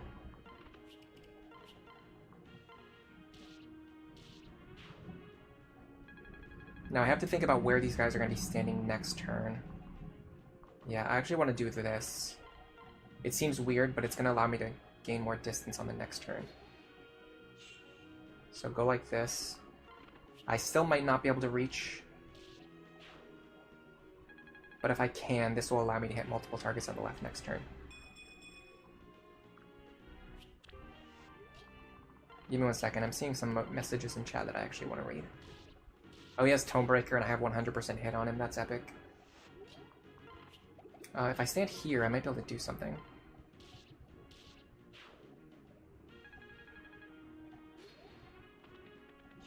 Yes, it worked. All right, I think this is going to be my last run. We'll proceed with like actual gameplay now. Unless you guys want to do this on-stream grinding stuff. I'm getting a little worn down on it. But then again, when am I ever going to do the off-stream grinding if I can't even do it on-stream? Alright, let me read the chats and then I'll decide what I want to do next. White-haired Cynthia looks beautiful. Snow Warning, welcome to the chat. Alright, sometimes you're not so creative with your pairings. You always choose the same pairings. You always do Olivia Crom, you always do Lisa Robin, you always do Virion Muriel, Sumia Gaius, Church with Frederick, Sully with Vake, and Donald with Noe. I kind of have a tendency to stick to some really specific pairings too. There are fans who make awesome fan games like Pokemon Kaizo games and other ROM hacks. Yeah, the ROM hacks are good. Kuro, Nintendo has sent ninjas to my location, and they're approaching as we speak. The guy outside is the Nintendo biker. I mean, I like Nintendo games. I like a lot of Nintendo games. I like Pokemon. I just think that the PvE experience of like the mainline Pokemon games is usually not that good, and it's gotten worse over time. You like playing Pokemon to pet and play with them and train with them. You don't care about competitive. Yes, I think if you're that type of player, I think Pokemon still has a lot of value for you. I will give them credit for that. It's a feature that I don't personally care about, but they have greatly improved the features of like raising and playing with your Pokemon, like being able to have lunch with them and play outside with them and like you can like play with them. You have like toys, you can play with them with toys, and you can do this in like the mainline games now, and that's stuff you couldn't do in the older ones. So if you like that kind of stuff, everything from like Sword and Shield onward, I think they might have even started in Sun and Moon, but really from Sword and Shield onward, all the newer games have really good interactivity features. You like Saria and Henry. You also like Yarn with Gregor. You finished Platinum Kaizo and you think it's honestly worse than Emerald Kaizo. I think the person who, like I can't remember his name, but the one who made like the actual Kaizo, like the original like Pokemon Kaizo games, Kaizo Blue, Kaizo Crystal, Kaizo Emerald, and then Kaizo Platinum.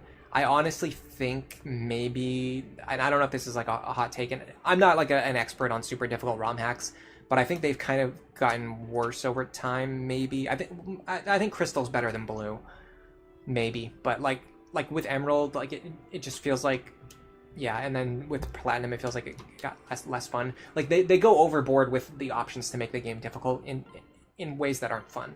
Like they build the enemy difficulty in ways that aren't really fun or interactive, in my opinion. But again, I'm not an expert on this stuff, so don't just take my word for it. They entirely focus the experience around Nuzlockers and Nuzlocke content creators. Emerald Kaizo didn't have them in mind at all for its design philosophy. That's one interesting idea. It's just too easy in a non-Nuzlocke setting. There's also no post-game. He had a full team helping him make Platinum Kaizo this time, whereas Emerald Kaizo was a solo job. Now that's really interesting. In terms of game design, since we're going to be chatting anyway, we may as well just do some more grinding. In terms of game design, I think there's a very valid argument to be made between like having a solo director with their vision in mind and sticking to that vision versus having a team working on a project. And you can make good arguments for both cases, but I think the value of having a team is that you have people with a bunch of different skills, and everyone can put their skills to good use in order to generate the most value for the project as a whole, right? I think the value of working by yourself is that you have a really solid creative idea, and your idea doesn't get disrupted by mixing it up with a group. And it's kind of difficult to understand what I mean if you're not a creative type, but if you are a creative type, you probably understand exactly what I mean. When you have an idea, you're usually, I don't know, how do I want to say this? Like when you have an idea and you're a creative type, usually the best possible version of your idea is the one that you come up with, and you don't let anyone else interfere with your creativity. Any time that you go around getting opinions from other people, it usually just leads to the idea being watered down and getting worse. That's just my personal opinion, and I say that as someone who's very creative and probably a little bit arrogant. Like, I just think my ideas are pretty much better than everyone else's.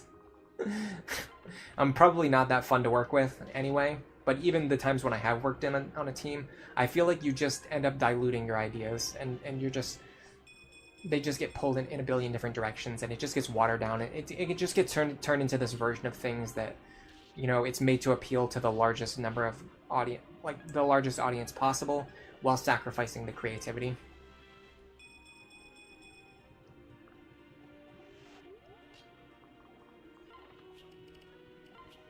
In game dev teams that run on passion rather than money, everyone wants their personal favorite ideas to get into the game. Otherwise, what's the point? Yeah, and that can actually be a bad thing too.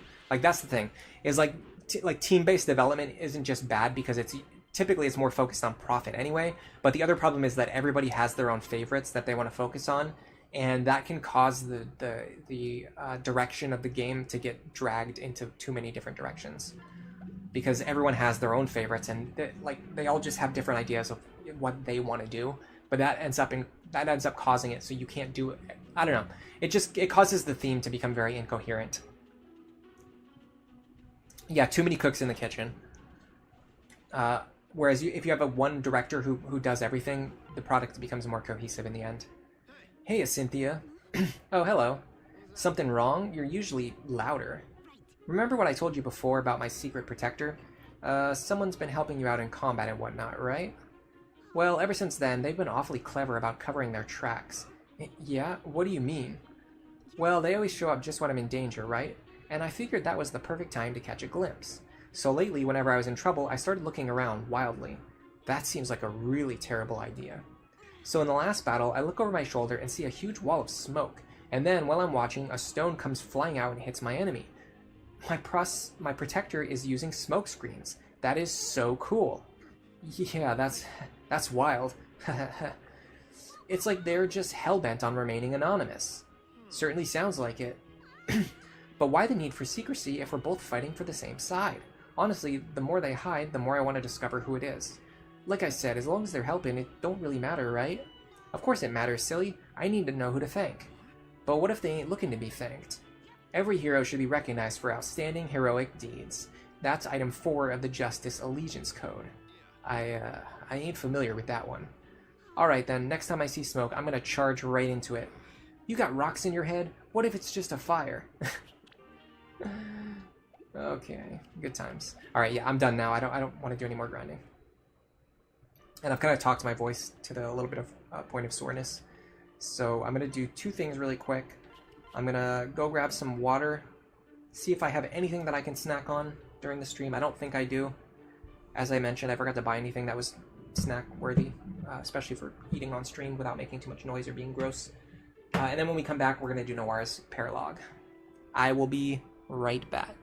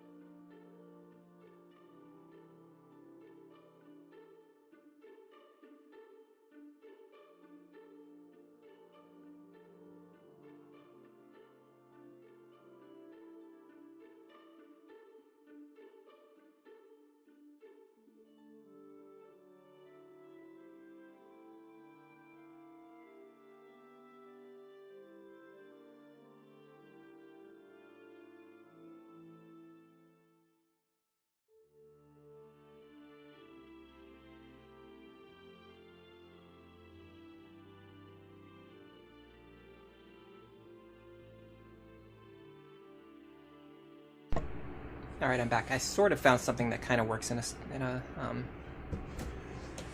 a snack. It's probably not a great idea. It's the kind of thing that's most likely going to trigger my acid reflux, which means I'm either going to start hiccuping on stream, or I'm just going to start feeling sick, but it's something I can eat quietly, not disturb you guys, and just give me a little bit of energy to keep the stream going.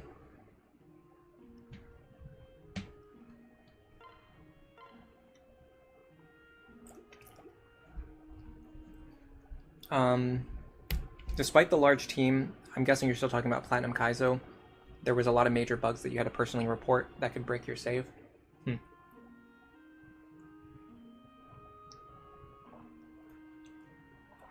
Snow warning. You think Cynthia is really admirable. You don't need wisdom in order to be virtuous. I was going to make a joke about you being the biggest Cynthia simp in the chat right now, but I couldn't think of a good joke. I couldn't think of a good way to form it into a joke, so I'm just going to say it in a completely non-joking manner. No carrot ASMR today. I don't have any carrots, unfortunately. I just didn't buy any while I was shopping yesterday. I should have.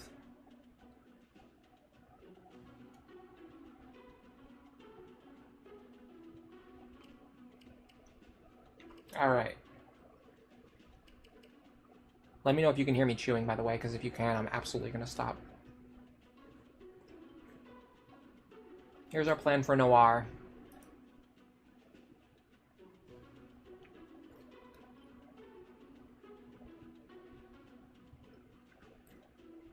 Our final build is Magic +2, Focus, Tome Fair, Gale Force, and Gamble. So we need Robin to pass down Gamble.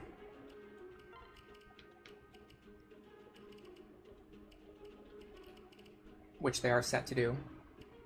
Saria,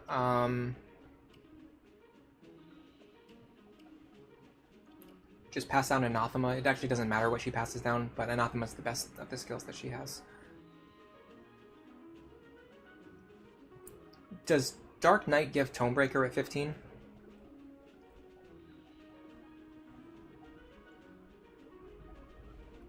Am I remembering that correctly? Or does it give Life Taker?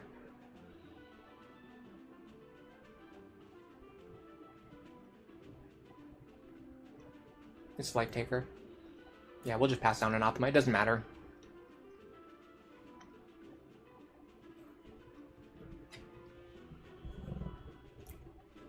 She's basically getting everything from Robin. The only thing she's getting from Saria is a good magic and speed mod.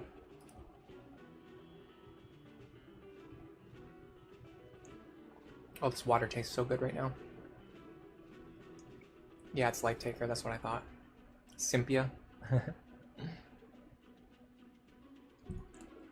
So we should be set on our skill inheritance. We are going to immediately give her a second seal and put her into Mage. So our leveling line is going to be Mage into Sage into Dark Flyer. And then after that we can just make some decisions.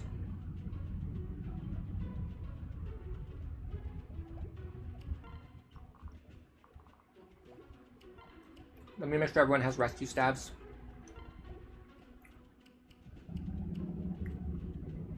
Seriously, if anyone can hear this chewing, let me know. It's like the grossest thing in the world.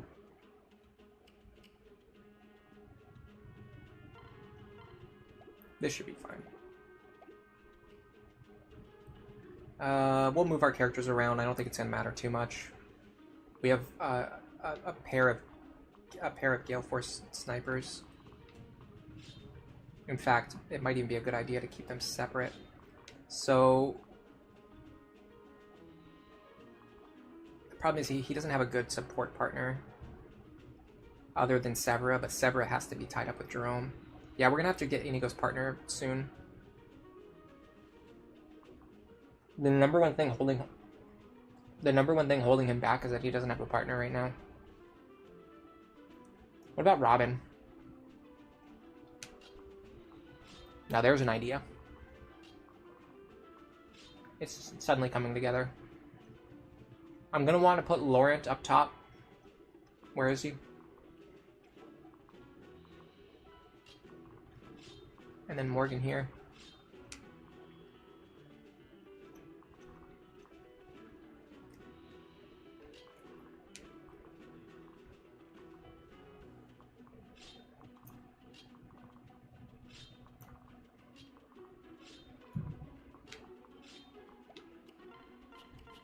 Alright, I believe this formation works for what I'm trying to do.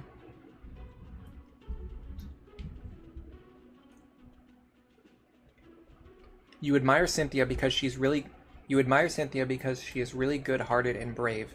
You're the opposite. You need your conscience to reason yourself into being good and brave.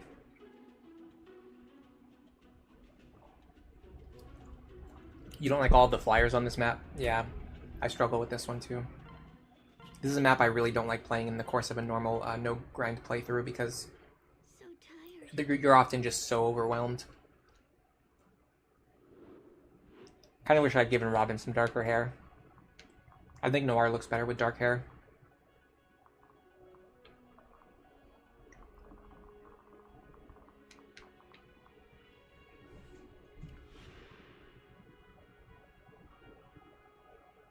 No, she's kind of cool.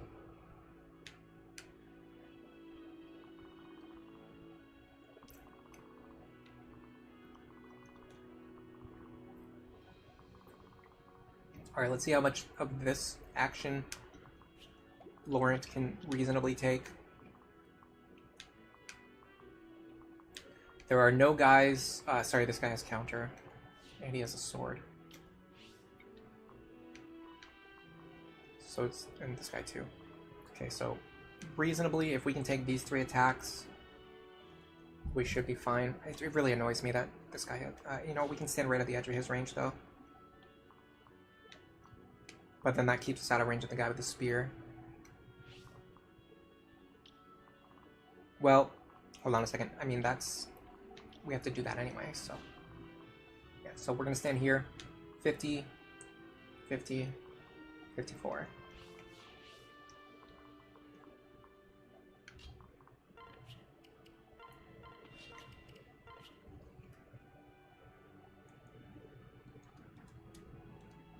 That's 154 damage, minus 25 times 3.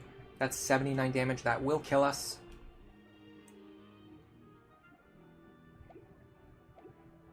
Not if we have Nosferatu, though.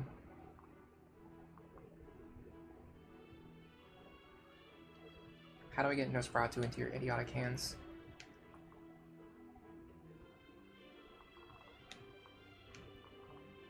I mean, first explain to me why he's not already holding a Nosferatu tome.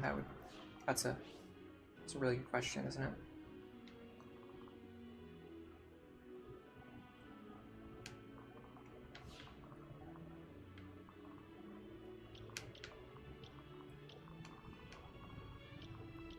I'm just going to highlight everything on the map so I don't make any mistakes later. Especially because some of these guys are hard to see. This map is really big, and some of the enemies are hard to see.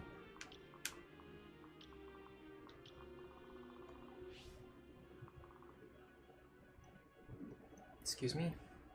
You like the gold-haired Noire? I've done blonde Noire a few times before, too. Usually depending on the other fathers. Honestly, I typically either do a green-haired Robin or a dark-haired Robin. This is actually a really uncommon hair color for me for Robin. I almost never pick this hair color.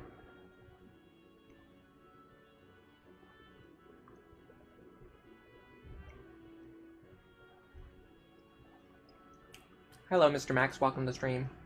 How are you doing today?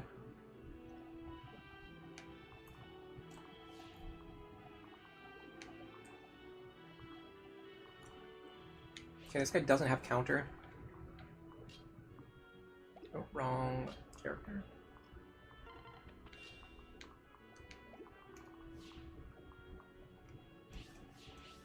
I hate when the map is so big and the enemy reach is like so far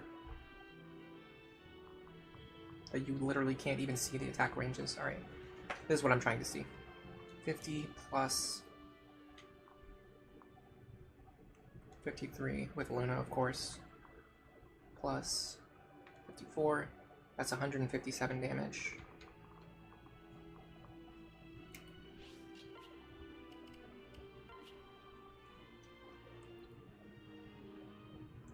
Minus 43, minus 21, minus 43. That's 50 damage. Okay, Robin takes this pretty comfortably.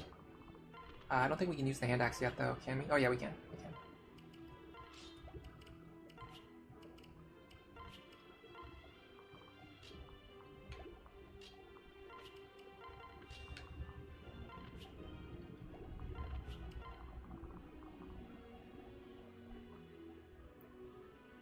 I really want to get a Nosferatu Tome into his hands. How do I do it in the most efficient way possible?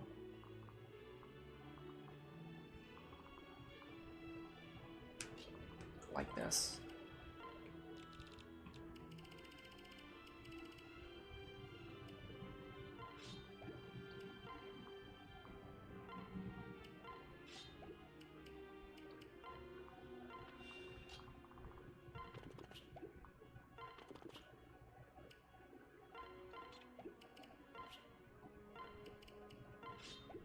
Okay, that should keep him alive.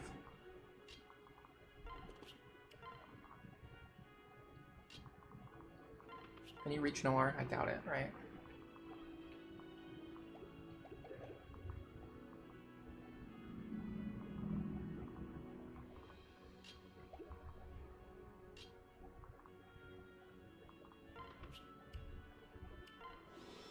What about now? Yes, I can. I should have moved.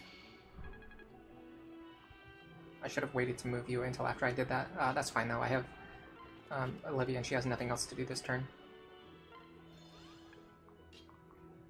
And you can't recruit her, and also Crom could have just recruited her. What am I doing? Literally, what am I doing? I could have just recruited her with Crom. I straight up could have just recruited her with Crom before I even used the dancing action. I wanted to do it with Saria because I've been reading the parent-child conversations as I've been recruiting the characters. Still, that was a very idiotic mistake. I don't think it's going to really matter at all. Let's find out.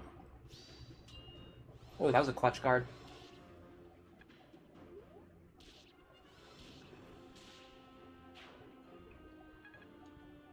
The power of Inigo.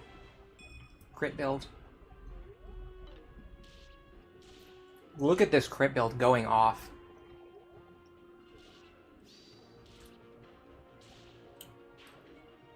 Alright, we should be guaranteed to live now. Man, the damage ranges are just slightly off so that I can't get my, I can't conserve Nosferatu uses. Or to put it another way, I'm wasting Nosferatu uses.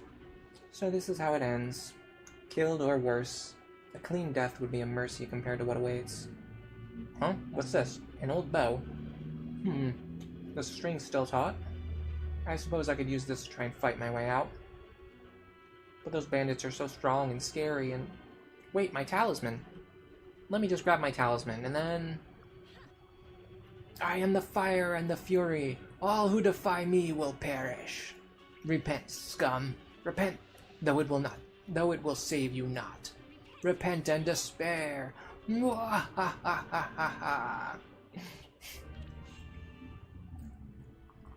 Free steel bow. Oh, I have control of her. Even better. This is like the exact Noire that I had in mind when I made today's thumbnail.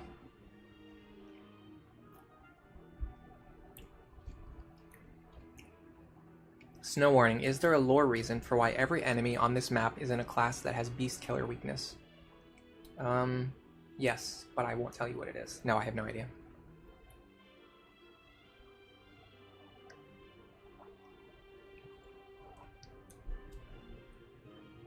Most of your resets in this map take place because you're trying to train all of your ranged units. Oh man, look at these flyers. They flew into a really annoying position too. I just might be able to reach them. No, I don't see it happening. They're literally just outside of my range. That's so frustrating. Alright. Well,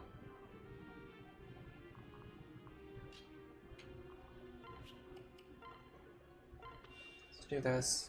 Honestly, she's not going to do anything meaningful for this entire battle. So we shouldn't even consider that a possibility. What we should consider is this.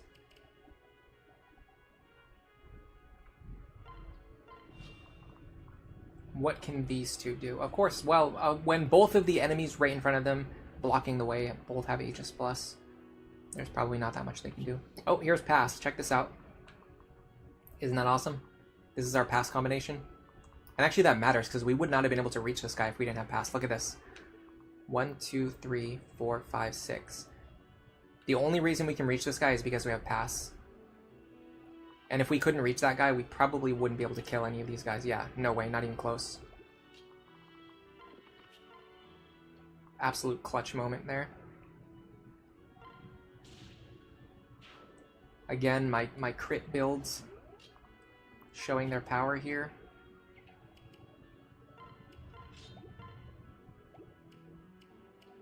I'll use my Max Forged Wind Tome.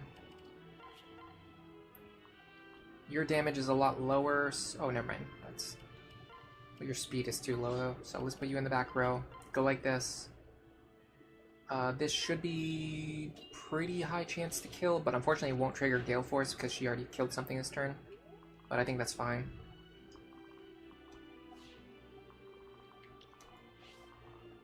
Alright, what I'd like to do is... Tomahawk. I can take a Tomahawk. I want to do this.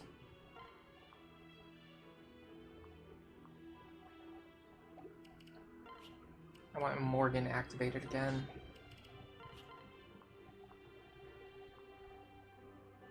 This should maximize my odds of getting this kill. There you go. Now I need to do a couple of things.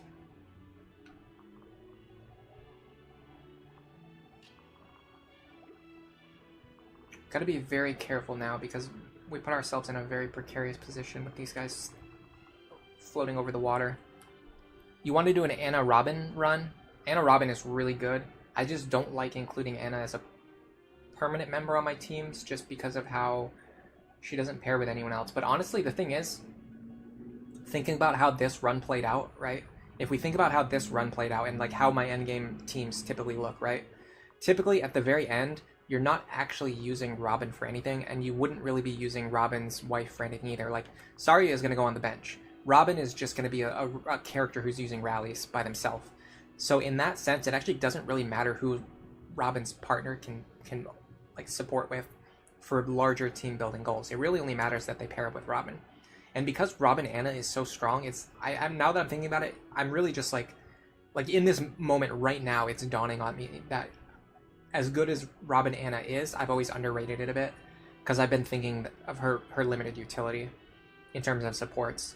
But in reality, it doesn't really matter who she can support with because she only needs to support with Robin. Well, the main thing you miss out on is you don't get 2 paralog chapters, though.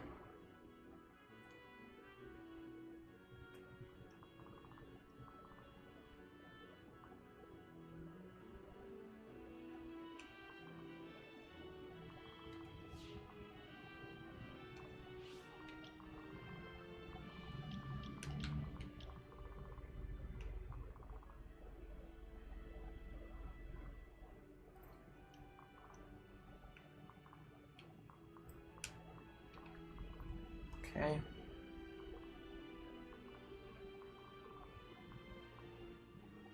I have my ideas, I'm just slowly working my way through them.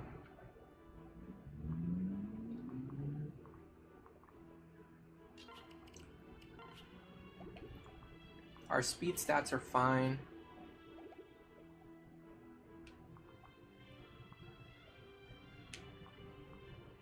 This guy's gonna be a nuisance.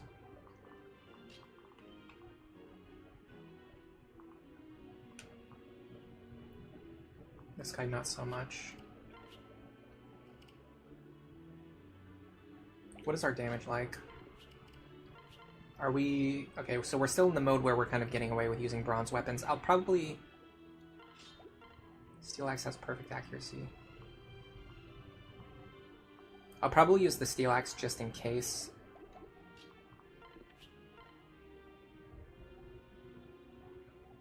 Especially because her damage is a little on the low side. Okay.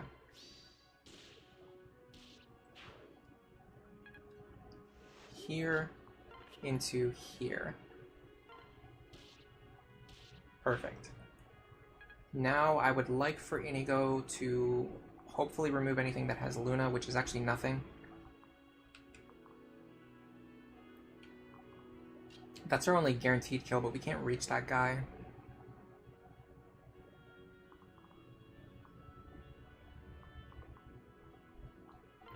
So, in that case, maybe we do this. This is not a super guaranteed kill. Okay. That dual strike helped a lot.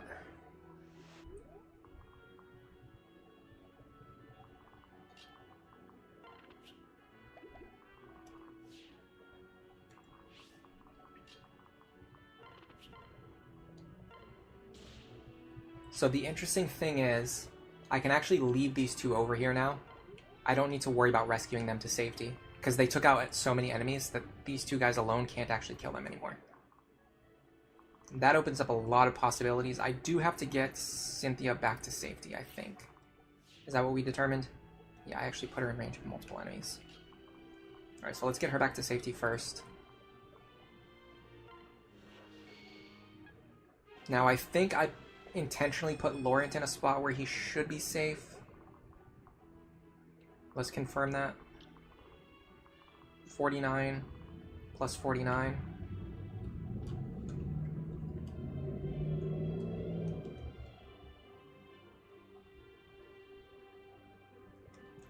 He takes 48 damage, he'll be fine. He's not getting doubled by anything here. I could potentially pull this guy back with an anchor unit, but I don't know if I have anybody left to do that. I mean, it would have to be like Crom, who doesn't have a good matchup. Alright. We'll be fine.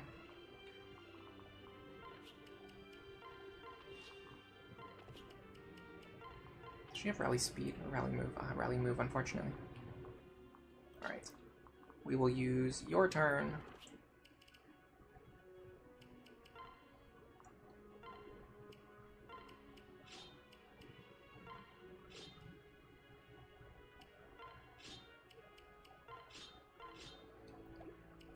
To do this. Look at this beautiful expanded class set she got from her father. We're going to go right into Mage, we're going to pick up Magic +2, then we're going to get Focus, then we're going to get Tome Fair. Then we're going to go over to Dark Flyer and start working on Gale Force.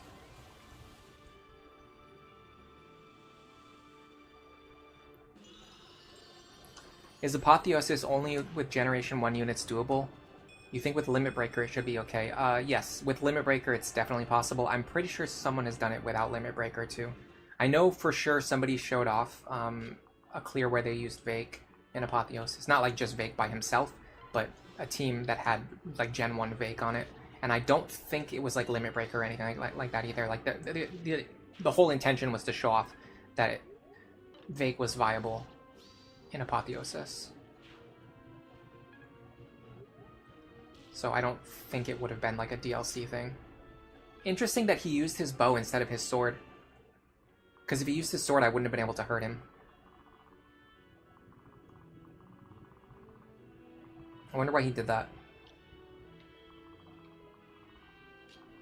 Check this out.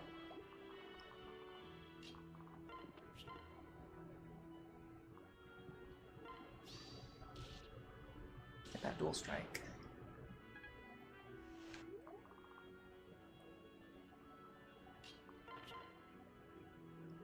This is less guaranteed, although the crits help immensely. Alright, what's threatening this square here? Oh, it's just you. Okay, hold on a second. I'm not worried about you at all. I am worried about you. I'm gonna go right. Excuse me, again. This is actually a good Jerome moment, although it would be if he could double this thing. Yeah, this is still fine. Yeah.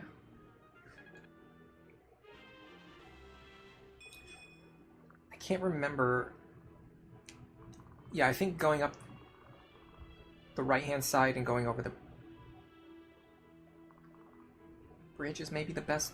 I can't remember what the best plan was. I'm pretty sure it just takes forever no matter which way you go. I'm pretty sure that's the conclusion we came to last time. This is like a nuisance and it takes forever.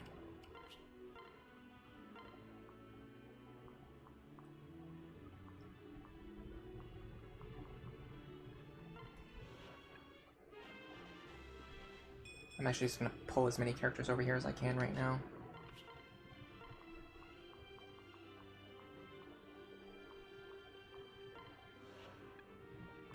I'm hoping I can reach Robin from here. I cannot.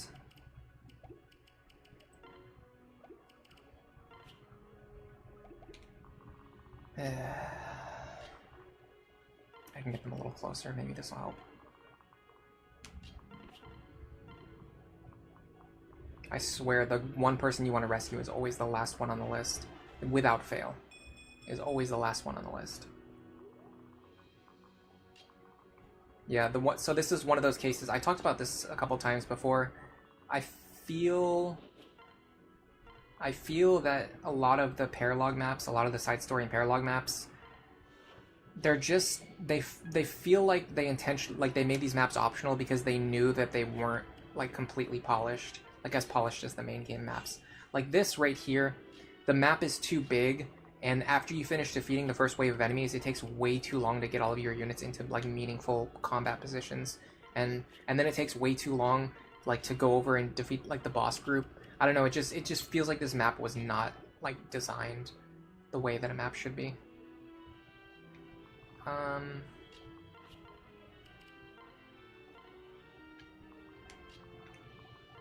You will notice, by the way, if you check out my team composition, I don't really have a lot of flyers.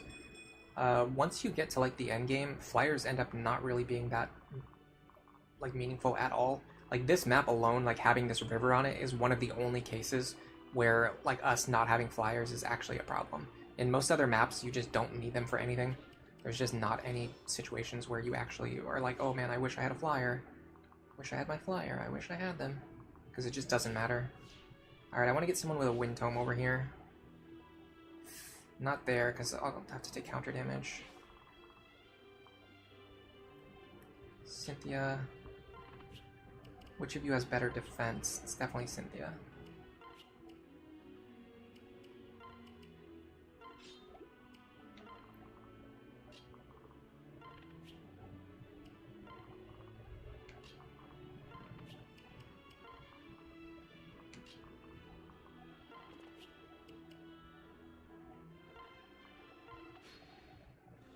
So my idea is... Oh, nice lethality proc.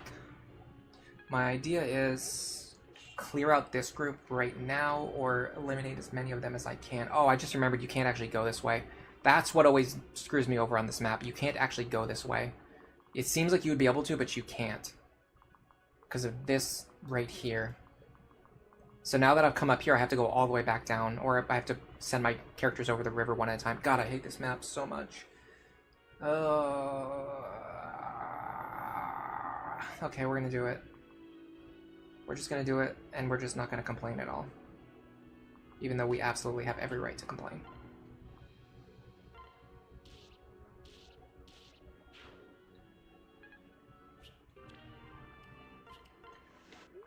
Oh, there are so many reasons to complain.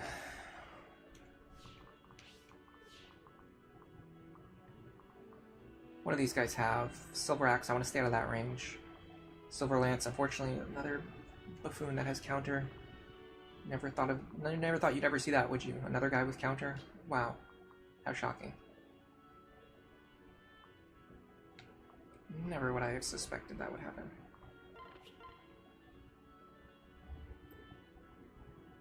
Aegis Plus doesn't matter here. I have enough damage to punch through it.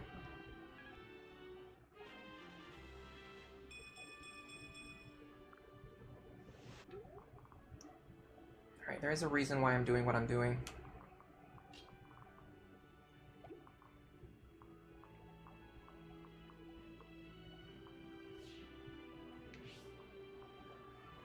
always get confused about this, but rally move only gives +1 move, right?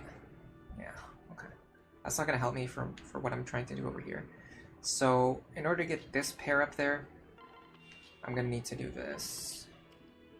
Which I don't love. In fact, I'm going to have to do something really weird. Hold on, let me get my other characters to do their thing first. Oh, really? He has Aegis Plus, does he?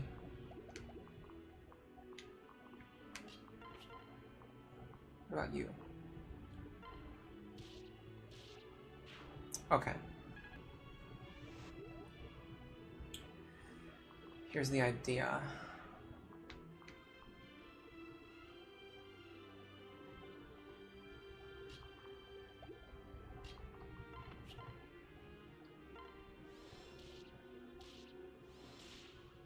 Now I can focus on just getting my characters out of these guys' range and then rescuing who I can. This guy does not have counter, so I can enemy phase him. So let's do that. With it actually doesn't matter what tome I use.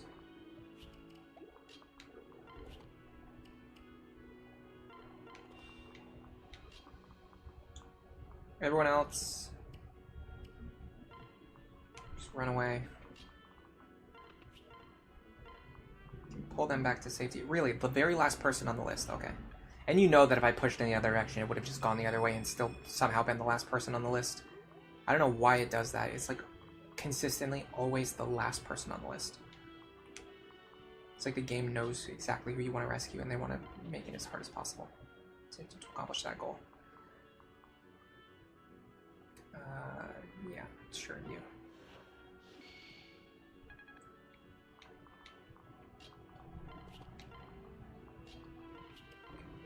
I'm going to start taking the characters that I don't plan on using, and I'm just going to have them just, like, hang out.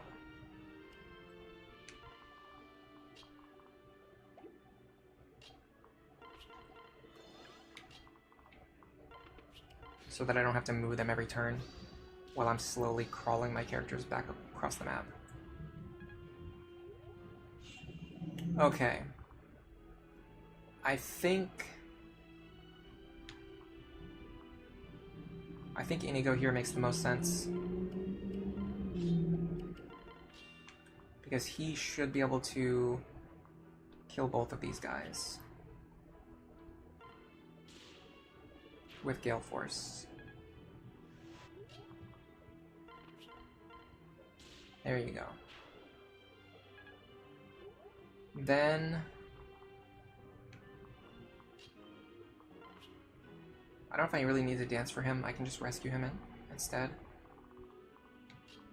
Let's imagine a world where I don't want to waste a bunch of rescue stabs, even though I have infinite gold, really.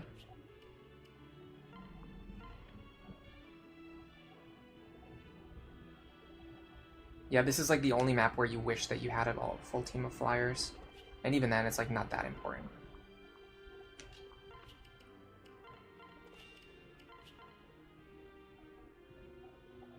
I mean, okay, I guess a heal staff would make sense, but plenty of reasons why you wouldn't have one. So many reasons why you wouldn't have one. I don't know what they are. Someone would have to tell me, but I'm sure there's reasons why I didn't give them heal staff. Of course, the guy in the lead has counter, so we're just gonna have to player phase these guys anyway. So let's get in position to do that.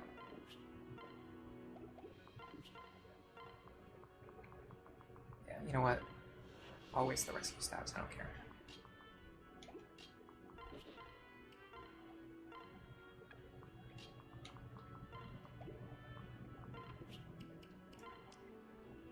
Okay, you...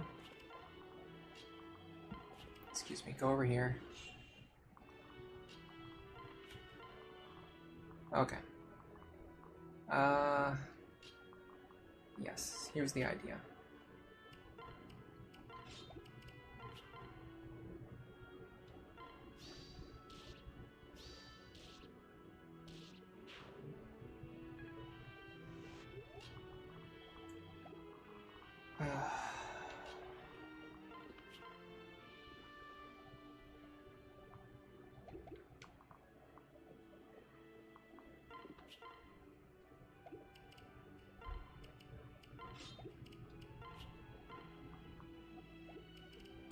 his speed is a problem. He needs a little bit more training. Especially because his partner is not in a class that gives speed. That's bad. Actually, that's workable.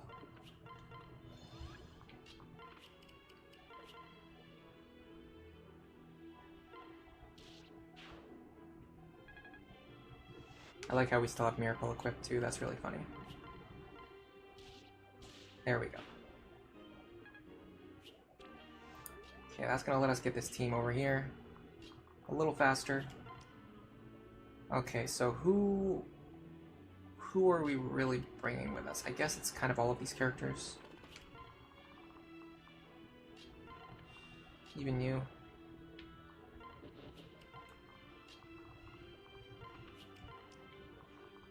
I will pair up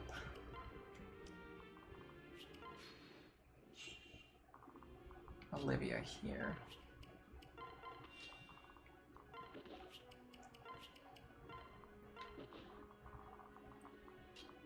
Get her over there faster.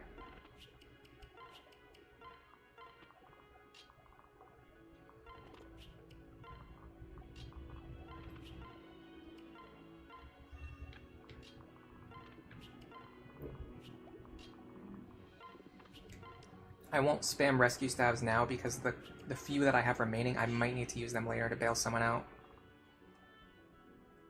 Here's the tricky part. I'm trying to figure out how I want to activate this enemy formation when I don't have any flyers of my own who can fly in there.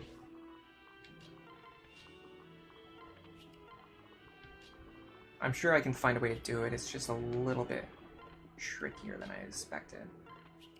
First, let's just stand at the edge of their range and think about what we're doing here.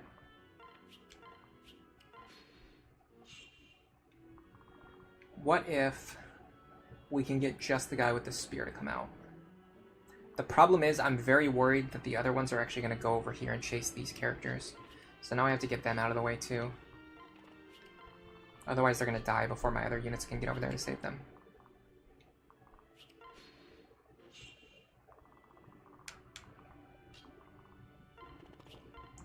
Okay. So here's the idea. In fact, I'm willing to spend one more turn on this. So if I go like this, I can maybe activate them with this team.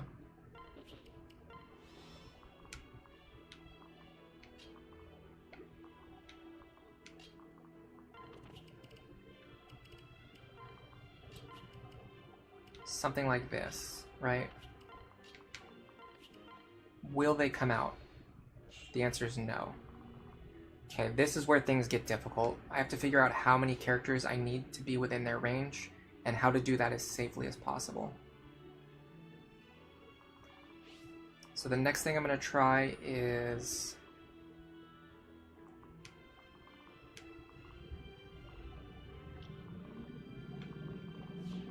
this tile here. And I want to do it with somebody who can fight both of these enemies. Which is going to be tough because they both have, of course, they both have Luna Plus. Why wouldn't they? So that's 90 damage. Can you do it? Minus 15, minus 15, that's 60 damage. You actually survive on 1 HP if you don't get doubled, which I think you don't get doubled. So I'm going to do this, this, and this. Speed 46, speed is fine. That allows me to push forward a little bit too. I can maybe anchor. So anchor here. Then I can put Robin here. Do I have any rally characters? I should have a rally magic here, right? There you go. Don't really care where you guys go. Well, yeah, no, we're already getting solidarity. I mean, still, I guess it's better than not having been doing anything. Okay, I don't know for sure that this is gonna work, but it should be relatively safe. Okay, so this does bait them. So we should survive on 1 here. Yeah, unfortunately, for some reason the anchor didn't work. I guess they probably just saw I guess they just see Cynthia as a more appealing target, so they didn't really care about my anchor. Now that the enemies are activated, though, we can do stuff like this. One-shot him with the silver bow, or two-shot with Astra. What do you have? If we can kill everyone except for you, then we're in a good position, so let's try to do that. Again, well, yeah, then no, this is fine. Dude, I can't believe I got... I can't believe I was, like, actually got extremely tilted and started yelling at the guy on the bike today. That's so funny. I'm not wasting longbow uses here. It's not worth it. They're very hard to replace, and I can beat this without a longbow. This is fine. I can even do it with the bronze bow.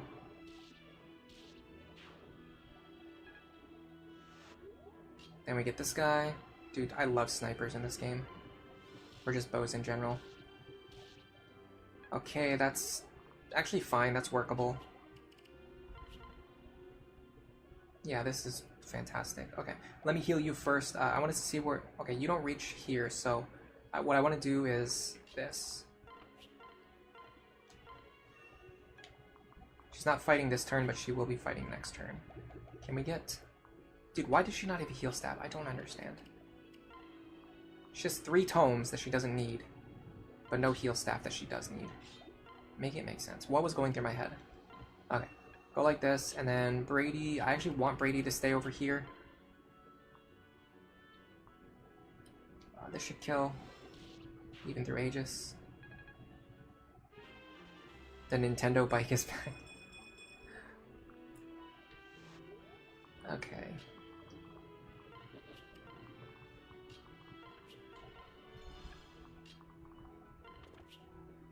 Everyone should be safe now. Oh, is that fine? I don't know. 38. Yeah, that's fine. I should not have done that, but it ends up not being a huge problem. Oh, I don't think that matters. Oh, maybe it does if he has Luna. No, I don't think so. These guys were doing like 5 damage too. Oh, okay, yeah. This is what was scary. And it turned out to not be a problem. Okay, so I made 2 mistakes there. Number 1, I wasn't thinking about the fact that the boss can also shoot over this wall. And number 2, I wasn't thinking about the fact that once I moved a character out of this position, this flyer could actually jump over this wall and hit Hwayne. Neither of those mistakes ended up mattering, which is good, but I need to be more careful in the future about stuff like it. It's one of the biggest flaws in my game, is that I often don't think about how enemy positioning is going to change after I move my units. It's just so hard to visualize and keep track of that.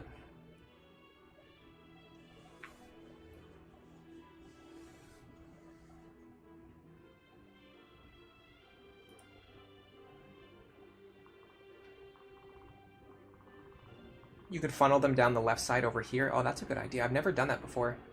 Now that you mention that, that's really interesting. I want to keep that in mind for future runs, and especially for when I eventually make the guide video. If I can find a way to make it work, this definitely seems like a viable plan. That's a good call out. The boss looked kind of like Crom. Yeah, he looks more like the guy who pretends to be Crom. He looks more like Crom than the guy who pretends to be Crom. Excuse me. Nice.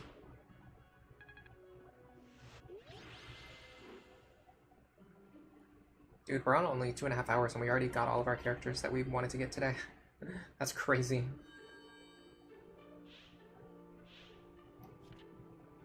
It's very wild how, like, fast this can go. This process can go. I'm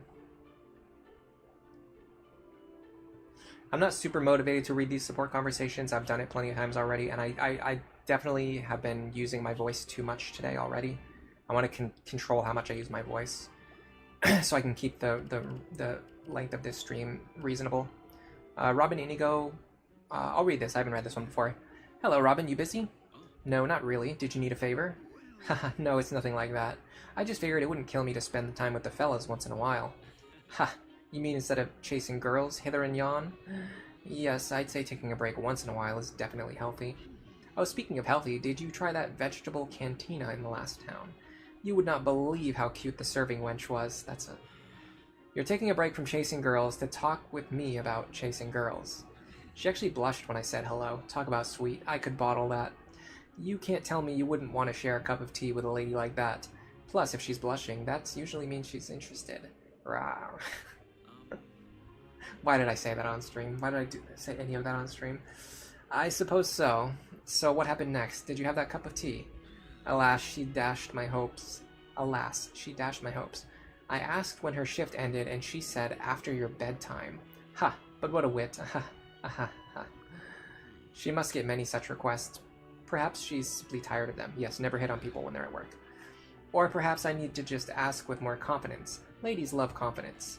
Heh, you don't let much slow you down, do you? I can't waste time moping about one rejection when so many ladies remain. Still, thanks for cheering me on, Robin. Is that what I was doing? I think that conversation was one case where the like flowery medieval speak definitely hurts, because calling someone a wench is like really offensive. But it's like a casual word in their lexicon, so I don't know.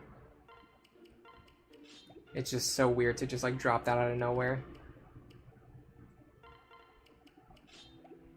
Okay. Before I decide what to do next, you know what, I do not have the energy or the life in me right now to do Manor of Lost Souls. I will probably do Dueling Grounds and pick up Kiel. Before that, I want to give Noire the same benefit that we gave our other characters and give her a little bit of training here. At least get her up to Sage as well. Her partner is going to be Owain, who we've already recruited, so that's good. We've got their team kind of set up already. It looks like they're just going to be another pair of Gale Force Sages, which makes sense. Or I might even maybe go Dark Mage on them. I'm not sure. At a certain point, Sage is just like better than Dark Mage because it's just faster, and you're not really doing enemy phase sweeps. You're doing more player phase removal anyway, and enemy speed benchmarks become harder to hit. Anyway, what we can do here is work on our supports and our levels. So let's do Cynthia, Brady, Owain, and Noire.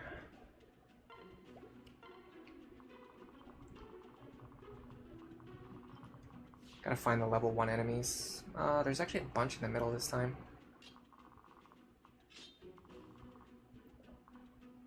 Let's do this, and then we'll just send these two over here, I guess. Doesn't really matter. Let me make sure everyone has cheap tomes that they can spam. I don't want to use expensive tomes for training. You definitely need something cheaper.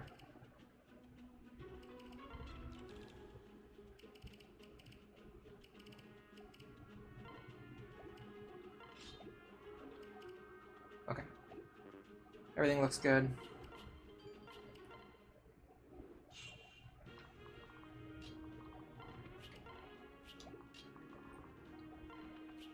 That's fine.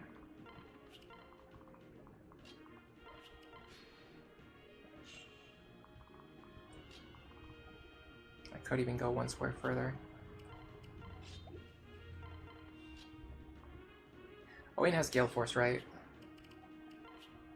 Yeah, okay, we should be taking advantage of that, even though he's not going to get much experience from this.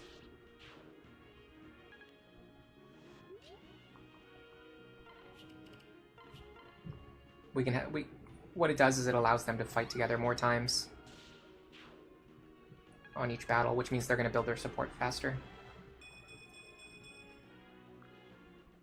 You actually like it when games use language without worrying about if it would be offensive to some people. I mean, there's definitely a limit to that. Obviously, there's a certain level of offensive that you should feel comfortable being. there's certain things that are offensive enough that you probably shouldn't say them or do them, even in art, even in the pursuit of making art. But then again, that's just my opinion. Oh, you idiot! You absolute clown! Doesn't matter. We're not here to train them. We're here to train the other pair. Wow, that could not have gone worse. All right. Yes. That guy ended up being in the worst spot for what I'm trying to do.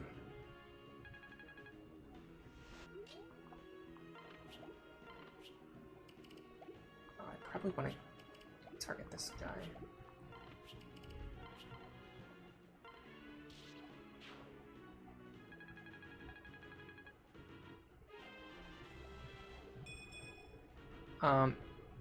Part of the problem is also coming off in a way that wasn't originally intended, because not everyone is familiar with what words English used to use in the past, but is now considered offensive. Yeah, that's kind of a way to look at it. Is like, it's very easy for people to, if it's very easy for people to take things the wrong way, maybe you shouldn't go that way. Maybe you should go a way that's a little bit easier to not be offended by. But the other question is, like, how important is it? Like, how important, artistically speaking, right? Like, even if you want to make the argument of, like, art being important, how important is it that he calls her a wench in that scene? Like, what does that add to the scene? It doesn't add anything to the scene. So in my opinion, it's not worth what you're putting in. Oh my god. Can I just click on the right thing one time with this pair?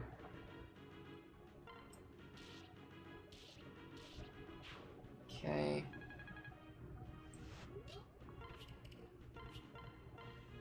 He really needs more speed. I don't know how to get him more speed. I guess more levels. That's kind of the only thing we can do at this point.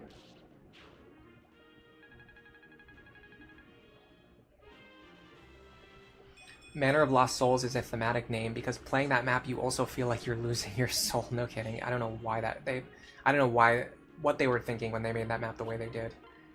Clearly it wasn't about the player having fun. They never once, in the entire creation of Manor of Lost Souls, I don't think the development team one time for 1 second ever even thought about the idea of the player having fun.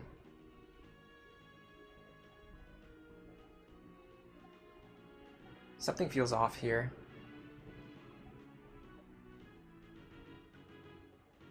There's something going on with his build. Brady. I was supposed to put him through Mage before I promoted him to Sage, and I did not do that. Now he's missing Magic +2. That's exactly what happened. Yep. He's missing Magic +2 now. Okay, well, here's the plan. Oh god, this is gonna suck no matter how we do it, isn't it? I can already imagine it. This is gonna suck. Okay.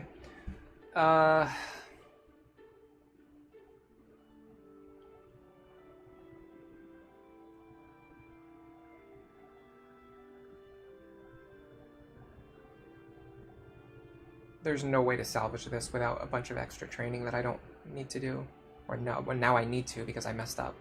But I would not have needed to do if I'd done things correctly the first time. It does mean that he got Tome Fair pretty fast, but he's going to eventually be in Sage anyway, so it doesn't matter. He would have eventually gotten Tome Fair. We should have thought of Tome Fair as our final goal, not the first thing that we rush for. I don't know why I didn't put him in Mage. I think I was just not paying close enough attention. It kind of reminds you of clean versions of certain songs. When you're censoring some songs, the whole point is taken away. But other times, the clean version adds something new instead of taking something away. Yeah, maybe. I don't know. I don't really listen to music that has like offensive language in it, so it's not something that I think about. I never really thought about that, but I guess you're right. Honestly, I think that, and again, it's not something I'm super familiar with. But for me, that probably falls more in the territory of not censor. Like, you shouldn't censor something if it's important to the message of the song, I guess. But I don't have a super strong stake in that argument, or any really. Kuro is asking if you listen to Kids Bop. Should the map be fun? Nah. Yeah, I don't know why they made Manor of Lost Souls the way that it did. Okay, sorry, I'm just bugging out over here over this Brady problem. I know exactly how to solve it, but there's no... Neither option is good. Neither option is good. I think the best way to fix this right now is to go Mage, Cavalier, Paladin.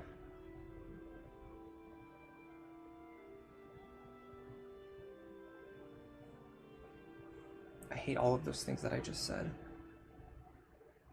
And then what skills... Hold on a second. What skills is he supposed to have? Gale Force, Magic +2, Tome Fair, Defend. I guess the fifth skill would be Focus. So go Mage now, get Focus. I'm gonna have to grind him off stream. There's no way I'm doing this on stream. Alright, so let's just ignore him for now.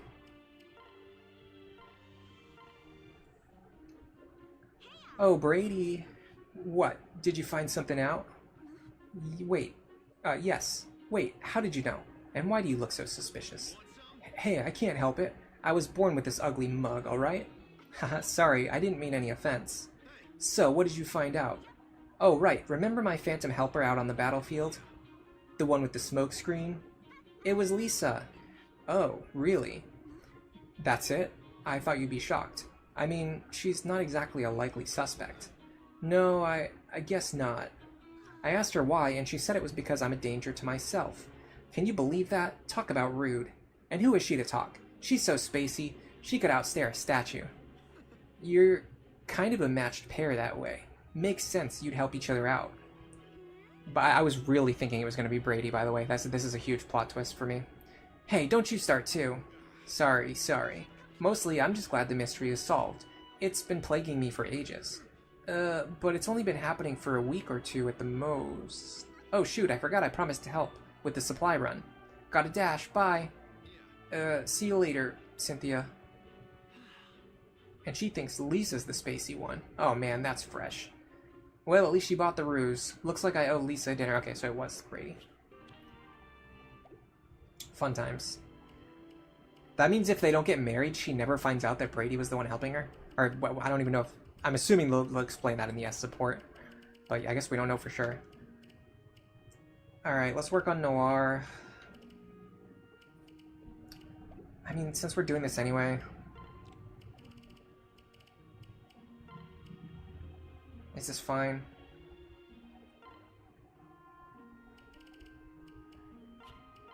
Didn't I also... I specifically checked to make sure that he could get into Mage before we started his chapter. If he's not at the magic cap yet, I'll be fine with this. If he's already at the magic cap, I'm going to be very annoyed. Okay, we can get some extra stats from this. We can get some extra magic. We can get some extra speed. This is not the worst thing in the world. It's definitely a huge... It's definitely a setback.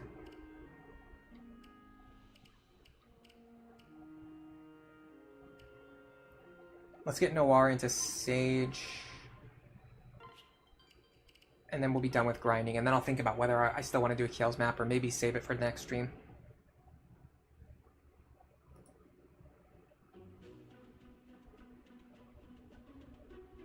It's Kids Bop with a Z.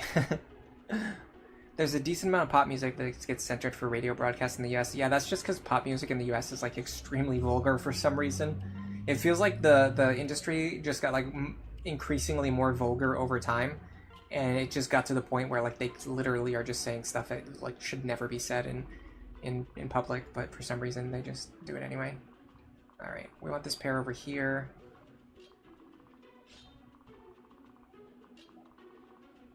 That's an annoying flex. Okay, this should be fine. Who listens to radio broadcasts in this year? Yeah, no kidding. Is Brady going to use Rightful King? I don't think so. It's pretty bad, honestly.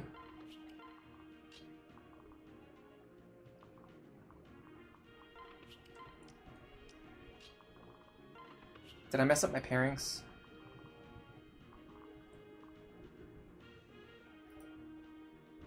I did. I messed up my pairings. Oh well. Actually, that's kind of a big deal. The whole point was to build supports. Okay, whatever. We'll treat this one as an experience run, I guess.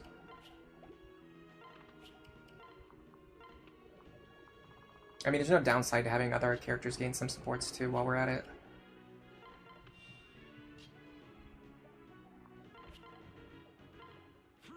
It's really telling that Owain's level is lower, so he's gaining experience faster, but he's also more consistently killing these enemies. That really shows like how powerful his build is. This Libra Lisa build. He just has so much magic, it's just crazy. You see that? See how they kill the same enemy, but he gets more experience? Even though his magic is higher. That's how you tell the difference between, like, if a unit has high magic or good magic. And it's a good way to tell how good they would be in a no-grinding context. Like, in a no-grinding context, this means that Owain would reach the level of being actually useful before Cynthia would. Like, Cynthia would require more training before she could consistently function as an offensive power. Whereas Owain is, like, kind of already there with less training.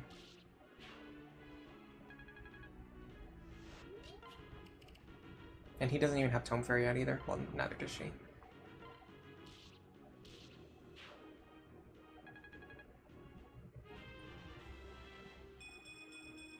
Some people even make clean versions of their entire albums. Yeah, I've seen that before too, I think.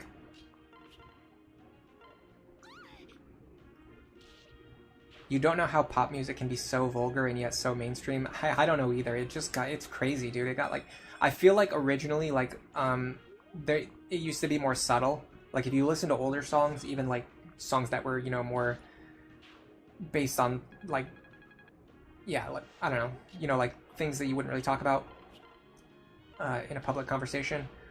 It was always like hidden behind metaphors. Like, they would use metaphors or like symbolism and stuff like that. Or innuendos, like they would use innuendos. They wouldn't say it directly. They wouldn't say directly what they're talking about. And then it just feels like over time that barrier got broken down more and more.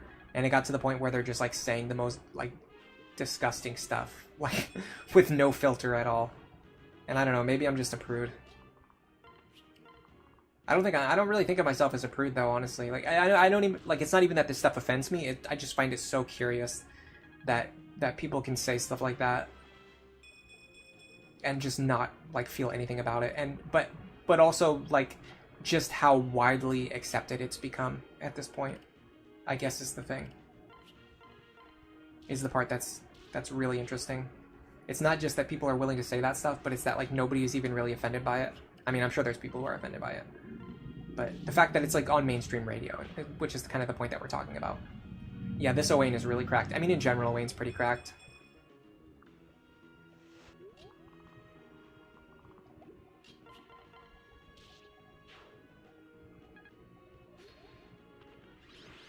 Alright, let's try that again with the correct support partners this time, please.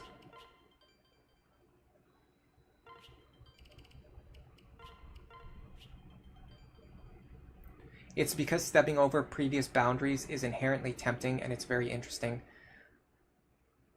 In spirit, I understand what you're saying and I do agree with it, especially as someone who has like a problem with authority, who likes to act out, who likes to break the rules.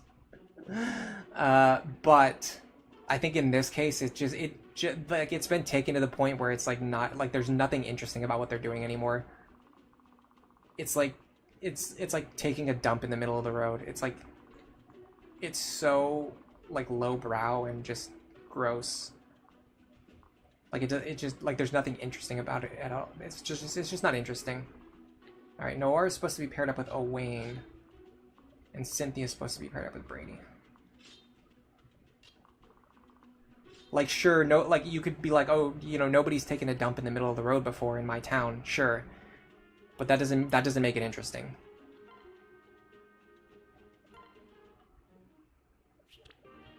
Oh, we did Cynthia Owain already in my canon pairings video, I think. Yeah. No, I don't remember.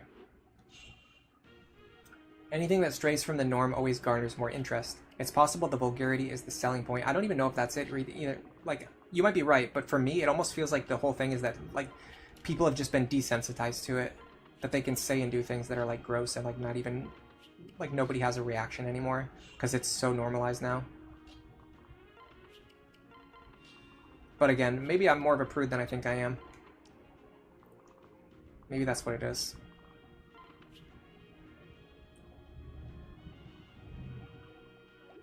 If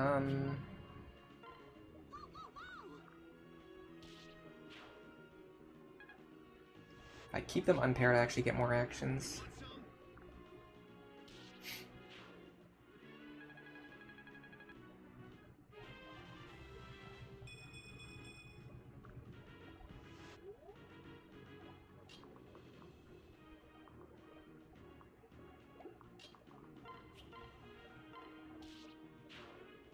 It is what it is. Everyone's too desensitized to everything.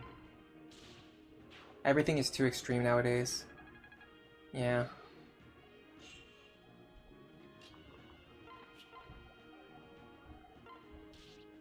This is going to be a cool Gale Force tech. Check this out. So hit there, proc Gale Force, pair up, proc Gale Force here,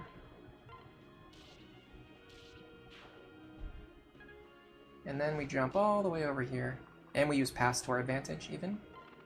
That's always fun. And pick up this kill. Look at that. Making progress already. The only problem is once Brady gets to level 10, we're not actually sending him back into Sage. We have to put him through Cavalier and Paladin first. Alright, I want you here.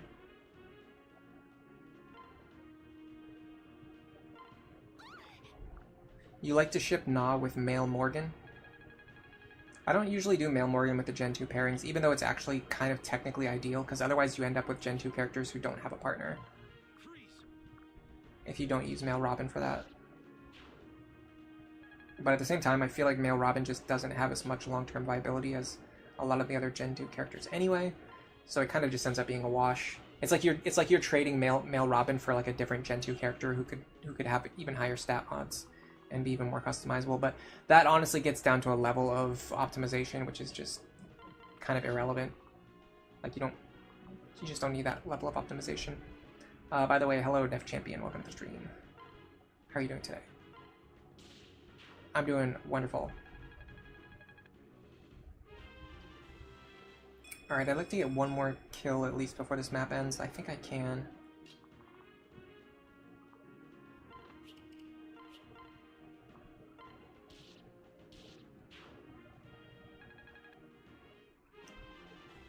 She is going to be getting Tome Fair very soon. And when she does, it's going to be glorious.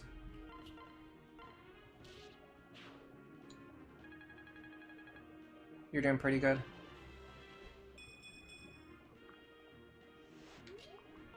We were just talking about like censorship and stuff, and I don't know, the conversation just went to a very weird place. That has nothing to do with Fire Emblem at all. I mean, I guess it kind of applies to everything though, like character designs in Fire Emblem, for example, have gotten more sexualized over time too. Although that's something I have way less of a problem with. I don't really care that much about that.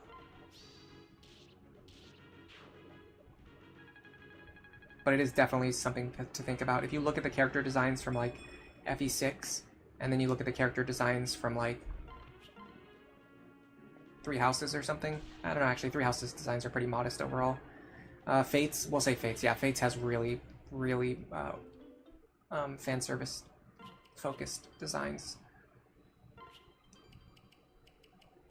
If you compare like FE6 versus Fates, you can see how the window has shifted over time. It's a downside to what hedonism and commercialization does to art. You're not on the anti-desensitizing side in general. Sensitivity is often dangerous to anyone outside of the norm. Yeah, I think a lot of people are too sensitive, so it almost feels weird that we're having this conversation, because I'm not the kind of person who usually gets offended very easily. I don't think I'm very sensitive to stuff that's like considered, you know, offensive. It's a little bit interesting because I intentionally made the choice with my channel, like to make my channel very PG. So you guys probably have more of a view of me as being, you know, like very like PG, but I'm like really not. Like I'm just like a normal person, you know what I mean? I have all of my vices and things like that, same as a normal person. I just don't I don't think there's any reason to like have to promote that when making art, or you know what I mean, when making media, any kind of media, whether that be streaming or making games, writing stories. But in some cases, maybe it's necessary to make. In some cases, I think it is necessary to push the boundaries in order to make art, and there's going to be some things that people won't understand. But when it comes to mainstream art, I think that's the thing, is like the idea of like shifting the mainstream.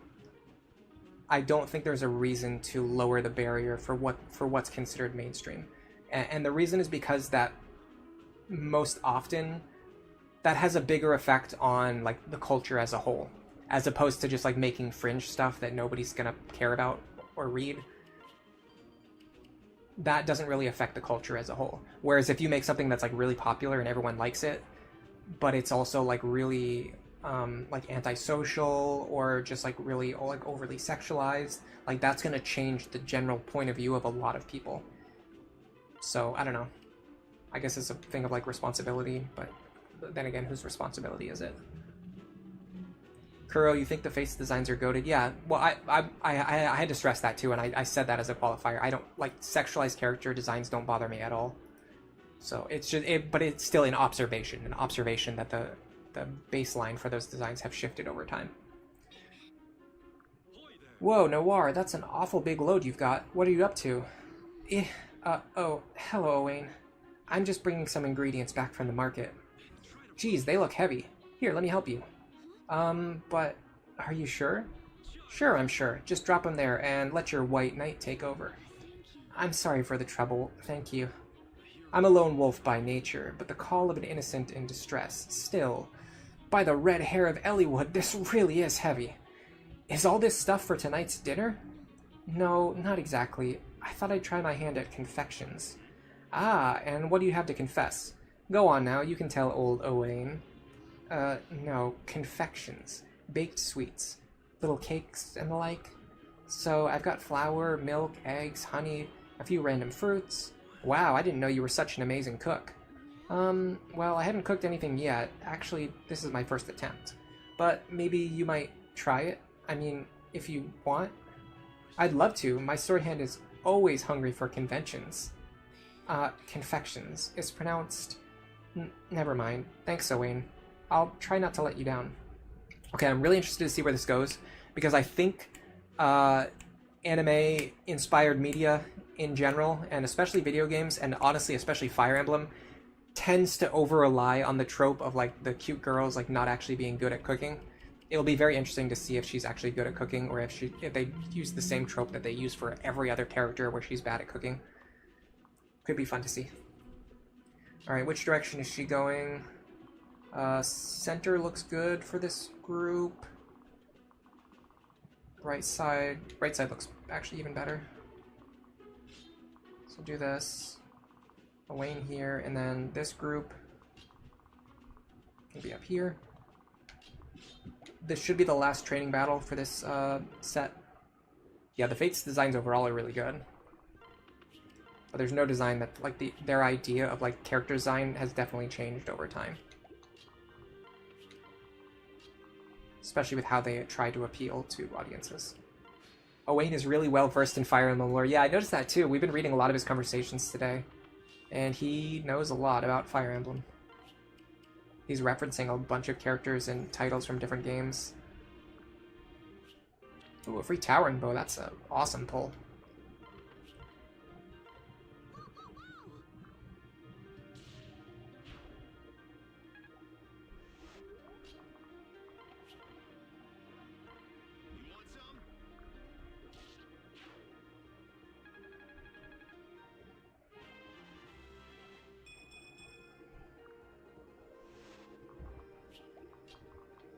We can get 4 combats standing next to each other per turn with this pair, just because of how powerful Gale Force is, although realistically, you just run out of enemies to kill.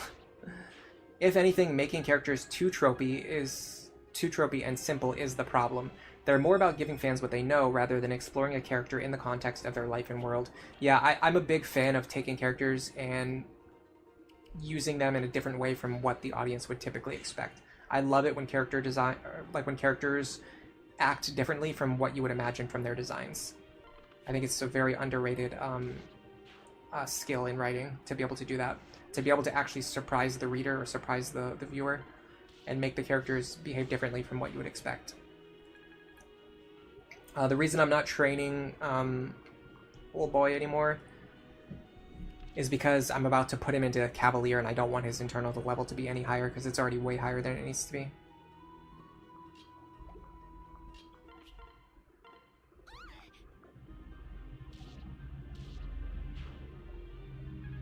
Whereas with Noire, she can gain as many levels as she wants.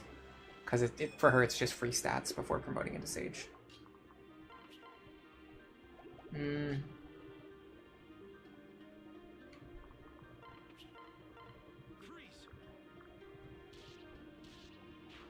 You like the Blue Lions cast from Three Houses a lot because of that? Yeah, Three Houses has good writing and good character writing. Those aren't typically the first things that I look for when I play a Fire Emblem game, which is one of the reasons why I'm not like a huge Three Houses stan or anything. But I definitely acknowledge the strengths of the game, and one of them is definitely the character writing, or just the writing in general. As someone who likes like map design a lot more and strategy a lot more, I feel like the game doesn't really reward those aspects that I'm specifically looking for. And I also really like character building, but I really do not like the way the character building works in Three Houses, so it's just not really for me. And then it just has like some specific things that the monastery is like so different from what I look for when I play games. Like, I just do not like the monastery at all. For me, it's just like a huge waste of time. It's the best way I would describe it. It's just a huge waste of time. In between battles, you have to waste your time doing monastery stuff. Yeah, exactly. That's a really good point. Fates has a hilariously bad plot, but Conquest is really fun to play. Yeah, so like the Fates mechanics and map design is really good. I honestly think so. I don't know why I'm always saying stuff that makes me sound like a contrarian or a hipster, or like it's just gonna make people mad at me for not liking things that are popular.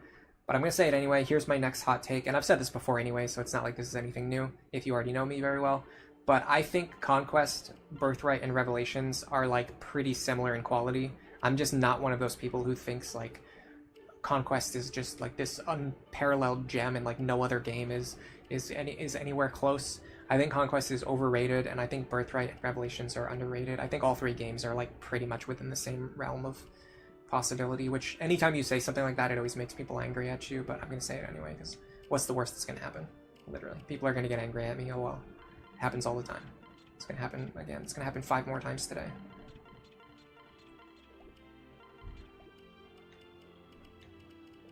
Did we get any more supports? Yes, we did. Oh, marriage time. You don't like overly min-max character building where you have to play with spreadsheets. All Fate's gameplay discussions now devolve into that. Yeah, that's part of the reason why that's one of the reasons why I don't like Fates. I think as much as I like the character building system in Fates, I think it's just overwhelming. It's just too much. It's not as bad as the monastery, but it's a similar idea to the monastery where your character building takes up so much time that you end up doing more of that than you do of playing the game. And I would rather just play a game that's like very interesting. You think Birthright is similar to like the GBA emblems? Yeah, I would say it's about on that level. There's no way around grinding in Three Houses. I'm interested to play Three Houses again at some point in the future. I've said it a couple times now. I need to get a capture card for my Switch too. And once I do that, I'm thinking of streaming Three Houses in the future. And yeah, Rev is very underrated. I think the opinion on Rev has finally started to come around, especially because certain creators, especially Danny Doyle, has been kind of popularizing Rev, or making people give Rev another chance and consider the merits of Revelations. And there's also I know his name is Master Schwert. I can't remember his full username. He's pretty big in the FE community. He doesn't really post. I don't think he posts any content on YouTube, and he very, very rarely streams on Twitch. But he's active in a lot of chats and stuff, and he's a big Rev fan, I think. If I'm remembering correctly. He's either a Rev fan or a Rev hater. He's got to be a Rev fan, right? I'm remembering that for a reason. Yeah, Kuro, it's also a lot easier to play Rev now. So it's easier for people to play the game and form their own opinions instead of just repeating whatever they've heard. Clint Waukee, Fates never demands that degree of optimization. I do agree with that, yeah, certainly. But still, if you want to optimize the gameplay, I would prefer if the game presents it in a way that isn't so overwhelming. Like, I think it's a lot more straightforward in Awakening while having a very similar level of depth.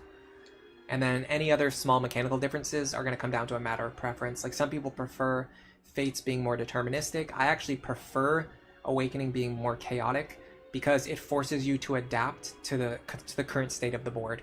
Like, in Fates, from start to finish, it's very easy to plan a route where you know every single thing that's going to happen every single turn, and I do not like that. I prefer Awakening, especially Lunatic Plus, where the state of the board is going to be wildly different on every playthrough, and you have to use your meta strategy, your micro strategy, and your general gameplay skills, tools, and tactics in order to adapt to the current state of the board. For me, that's the ultimate challenge of a strategy RPG, and I think Awakening Lunatic Plus is the only Fire Emblem game that really tests that ability. You guys like playing Fire Emblem blind on the hardest modes? I don't know about that. I'm the kind of person who actually gets plenty of enjoyment out of playing games on easier difficulties. Like, I know I played, when I did my Christmas Cavaliers run, I did it on normal, and I had plenty of fun.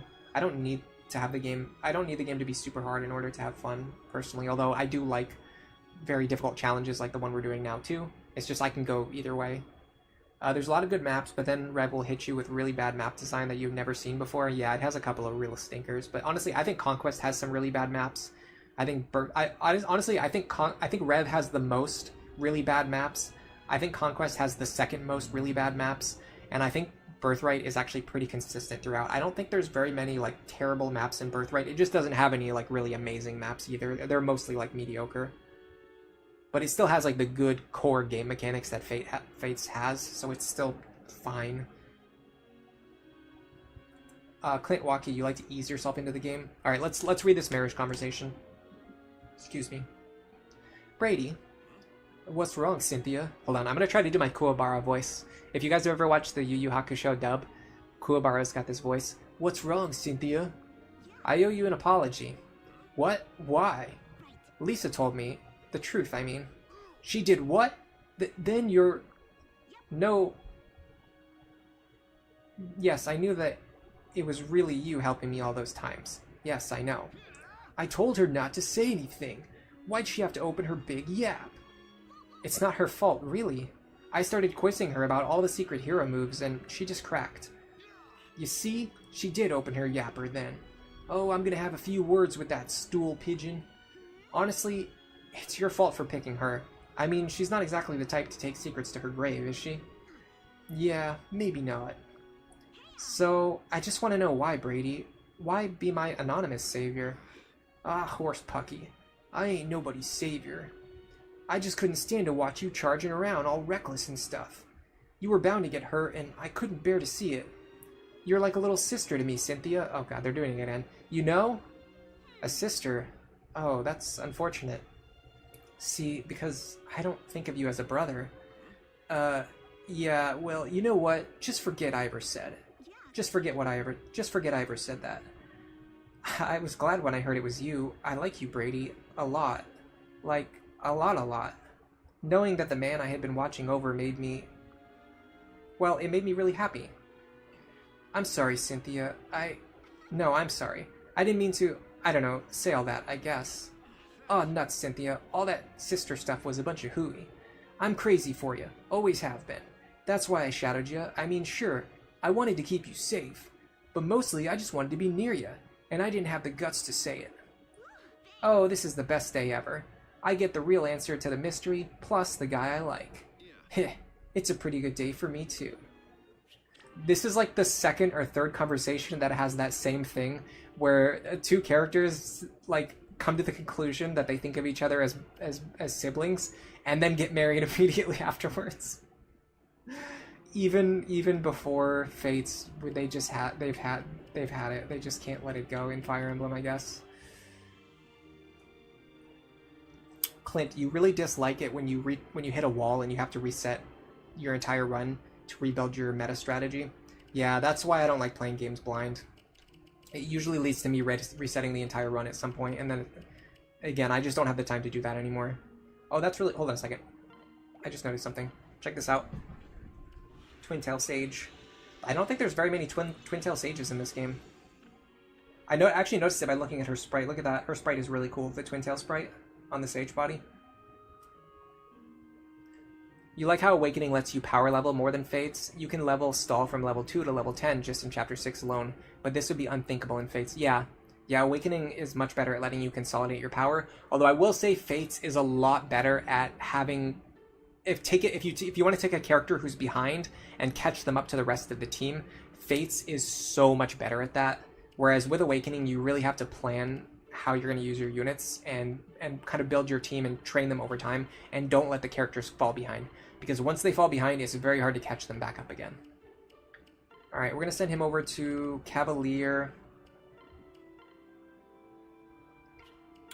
And I think I'm going to save Kiel for a future stream.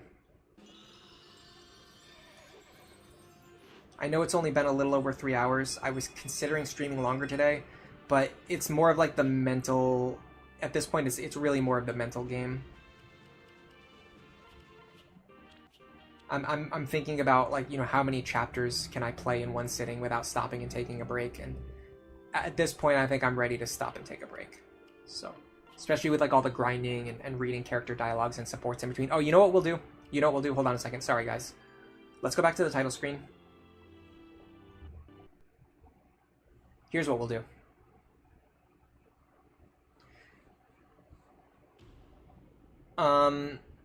You take the conversation in the opposite way. Brady was just clumsily expressing his feelings to Cynthia, but he doesn't know how to do it the right way.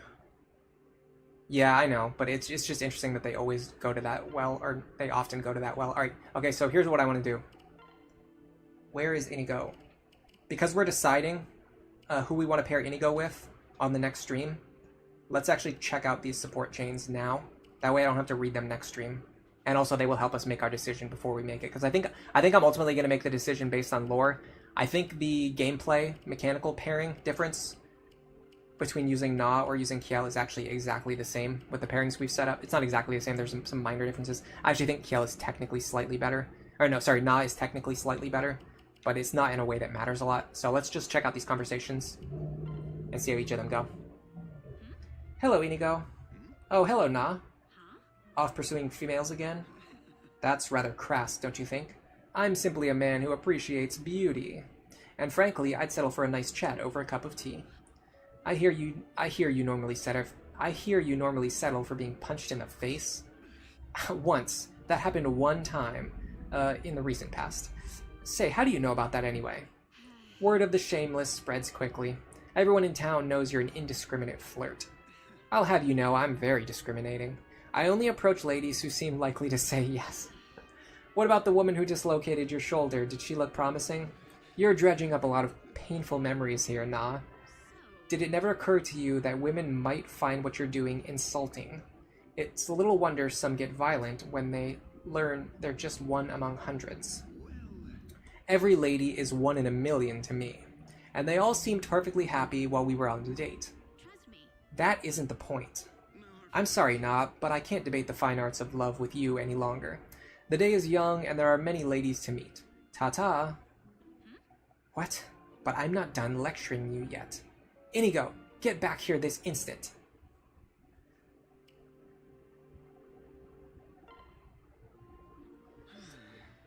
She didn't have to yell like that. A simple no would have sufficed. Ah well, plenty of fish in the sea. Still haven't learned your lesson, I see. No one has ever won a woman's heart through capitulation. Or creepiness. How did you not surrender after being turned down this many times? It's who I am. Flirting is in my blood. I'm constitutionally incapable of not talking to a beautiful woman. Dude, this guy is intelligent. Nobody has ever used the word constitutionally in a conversation before. He only approaches women who he thinks will say yes, but then they all say no. Yeah, he doesn't have good judgment, does he?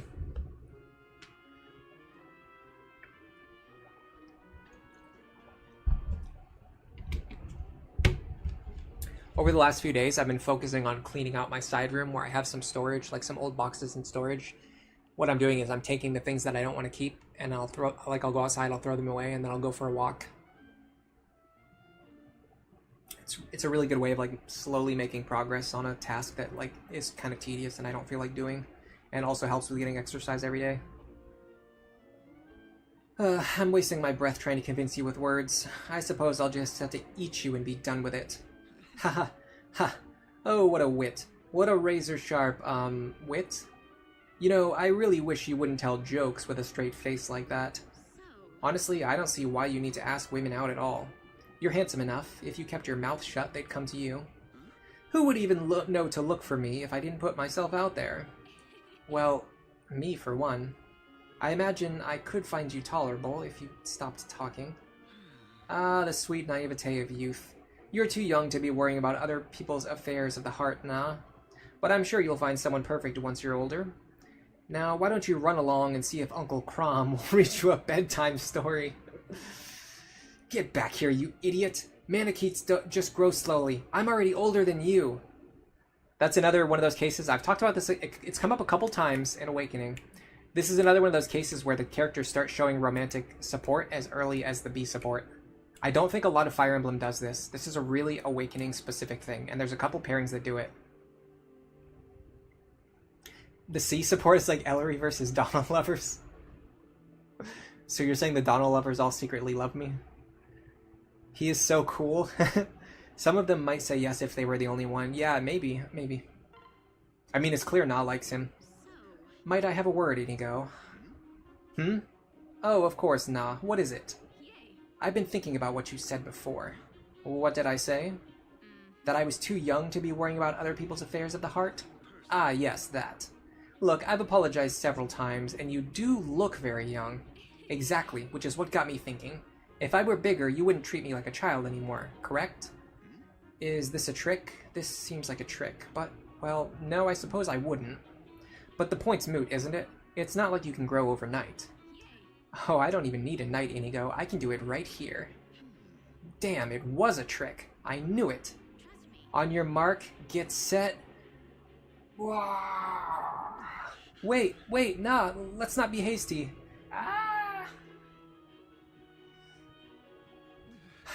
I just saw my life flash before my eyes. I saw the face of 1,000 girls dressed in black. They wept for me. Oh, please, you're exaggerating. Am I? You weren't 5 paces away when you transformed. I thought I was going to get trampled to death by a giant dragon. Now will you stop saying that I'm young? Yes, ma'am. Of course, ma'am. Haha, good. You're lucky I'm in a good mood today. I'll let you off with a warning. Oh, gods. I was almost Dragon Chow. Oh, you know what I want to do today? I think I want to have a burger. You think Male Morgan and Na have good chemistry? I haven't seen that one before. I'm not going to read too many conversations today, though. I have a limit to how much I can talk before it starts hurting my throat. How are you today, Inigo? I'm fine, ma'am. But you're looking old and wrinkly today. No female chasing for you this afternoon? Nope, not me. Finally grew out of it, huh? I got the feeling that continuing to flirt might be harmful to my lifespan. Well, I suppose it's only natural the stress of all those rejections would take their toll. I'm worried less about stress than I am about some dragon eating... you know what? Never mind. Well, I'm proud of you regardless. Now we just need to pick a date for the wedding. Wedding? Whose wedding? Ours, silly. You have quite the knack for... I almost said kink. Stop. Just stop. You have quite the knack for getting into trouble when you aren't supervised. So I've decided to be your lifetime chaperone. Dude, she is very proactive. She is extremely proactive. From the B support to the S support, seriously, find a girl like this. You will never doubt for a moment that she likes you. My mind is kind of blown right now at how peak this is. You what? Well, we already established that I'm old enough for you. Yes, but that hardly means we should be married. I understand. You're still shocked a catch like me agreed to look after you. I'm shocked about a lot of things at the moment. I don't have a veto about this, do I? Now why on earth would you want to? Wait a minute. You're not thinking of cheating on your new wife, are you?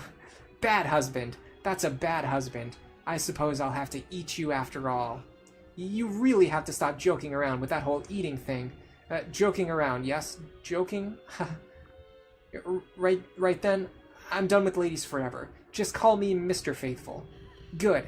And remember, if you break your promise to me, chomp chomp. Right, chomp chomp. One question though. What's that?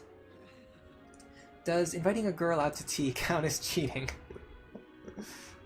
I mean, it's just tea, right? Nothing wrong with just a cup, right? Chomp chomp. Ah, help! Help! My fiance's gonna eat me! Epic yandere.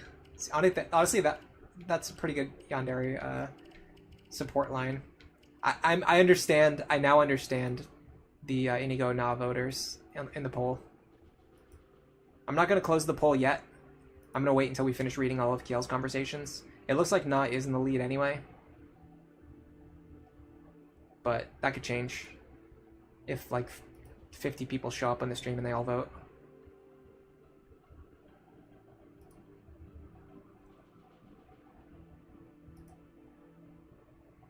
Your steak is too juicy, your lobster is too buttery. I don't know the reference. This is perfect. The woman Inigo ends up with is the one who ends up being more proactive than him. Dude, that is extremely assertive. You rarely see women that assertive in the real world, or especially in fiction. Your soldier wife looks young, but her stone turns her into a giant dragon. Coming to a light novel store near you. The title would be longer. It would also talk about how they ended up getting married because of her taking the lead or something like that. The full title would be My Soldier Wife Looks Young, but Her Stone Turns Her Into a Giant Dragon, and we got married because she was super assertive and took the lead. Like, that would be the full title for sure. All right, time for Inigo, Kiel. Here. How goes the training, Kiel? Your form is as lovely as ever, if you know what I mean. What do you want, Inigo? You could use a break from training. What say you and me go have some fun?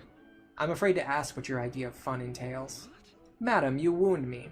A chaste cup of tea was all I had in mind. Perhaps some cake. Eating sweets is a proven pick-me-up, and you owe it to your exhausted body. Pass. Now if you're done talking, I have a training regimen to get back to. As do you. Ouch, that hurts. All work and no play makes Kiel a dull, Kiel? If you don't blow off steam every once in a while, you'll explode. Training isn't stressful, it's fun. Listening to you is stressful. Oh, come on, it'll be a blast. I'll even let you pick out the cake. My favorite is lemon with chocolate frosting, but you can get... Go away now. Fine, I'll just go eat cake by myself then. But I'll be back tomorrow, just you wait. I wonder if Crom would mind if I stabbed him.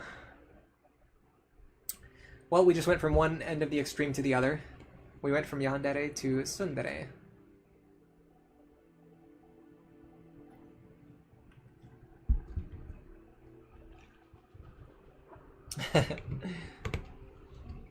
Some more good suggestions in the chat.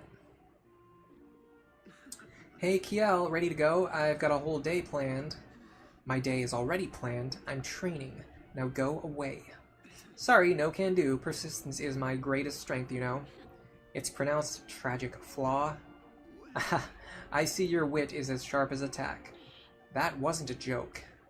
One day my sweet, ceaseless dedication will win you over. You really are unbelievable. Are you alright? You look tired. Can I get you something? Perhaps a slice of cherry cake with all those those little sugar flowers. Oh, for the love of... Fine. I'll go out with you on one condition. Oh, progress. What's the condition? You have to fight me for it. Land one blow past my guard, and you can take me out to whatever cake shop you like.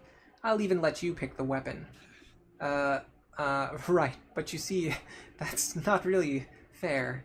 You're the strongest person I know, and that's including Crom. Okay then, get lost. No, wait, I'll do it. I'll fight you. I told you that persistence is my greatest strength.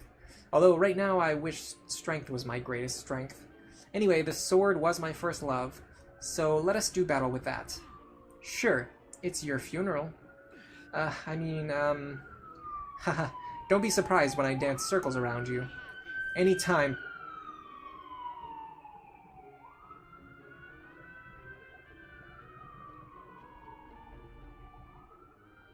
The number of sirens definitely decreases in the spring and the summer. It's way more common in the winter here because there's just so many like accidents and 911 calls and things like that. Anyway, anytime, Twinkle Toes. I've been waiting for a chance to pound you into dust. This is gonna be fun.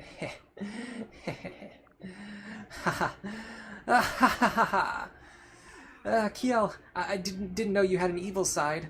Well, at least you seem to be enjoying yourself for a change. Alright, I need some more water. Doing all this voice work is killing my throat. I'm glad we're ending the stream after this.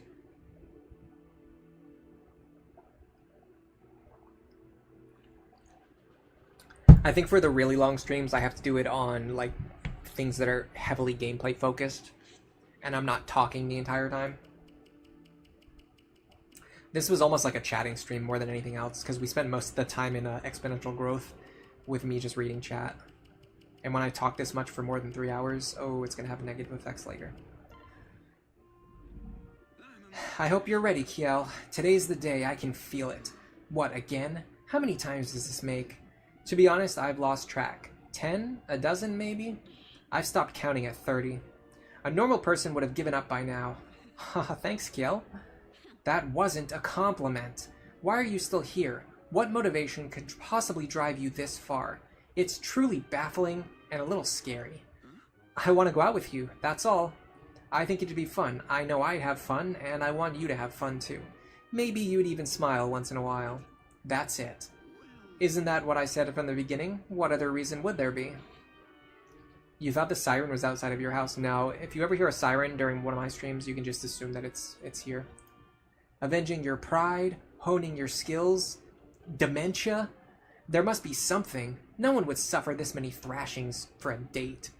I don't know what else to say. I guess a date with you is worth a few bruises. Besides, you always have a huge grin on your face when we're fighting. So it's kind of like we're on a date already, except for the beatings. Forget I asked. Already forgotten. Now let's get down to business. On guard. You're on, lover boy.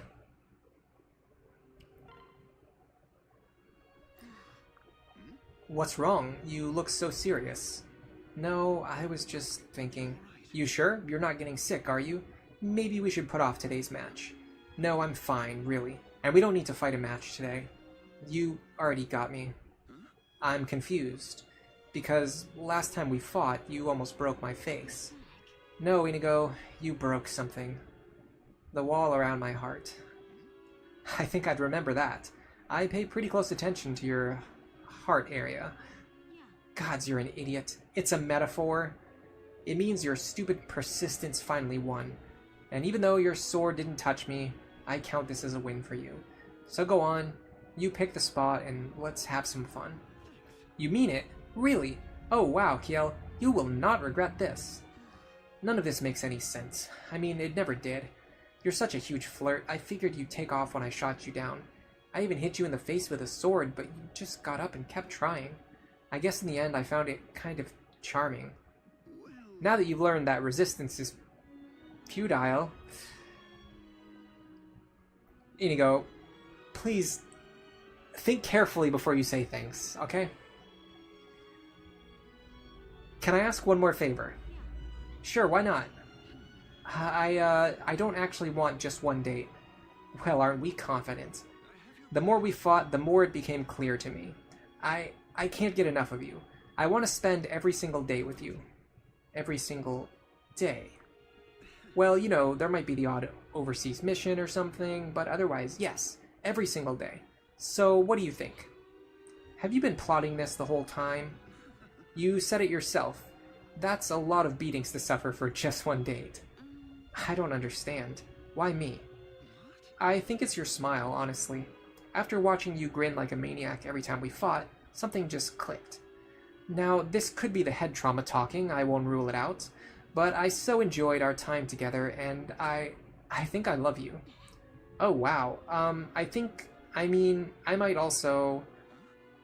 Yes? Look, I'm not too good with words. Let's just say I'm very happy right now. We've got a long life of fun and cake and head trauma ahead of us. Besides, if I turned you down, you'd never stop bothering me anyway. Heh, guilty as charged.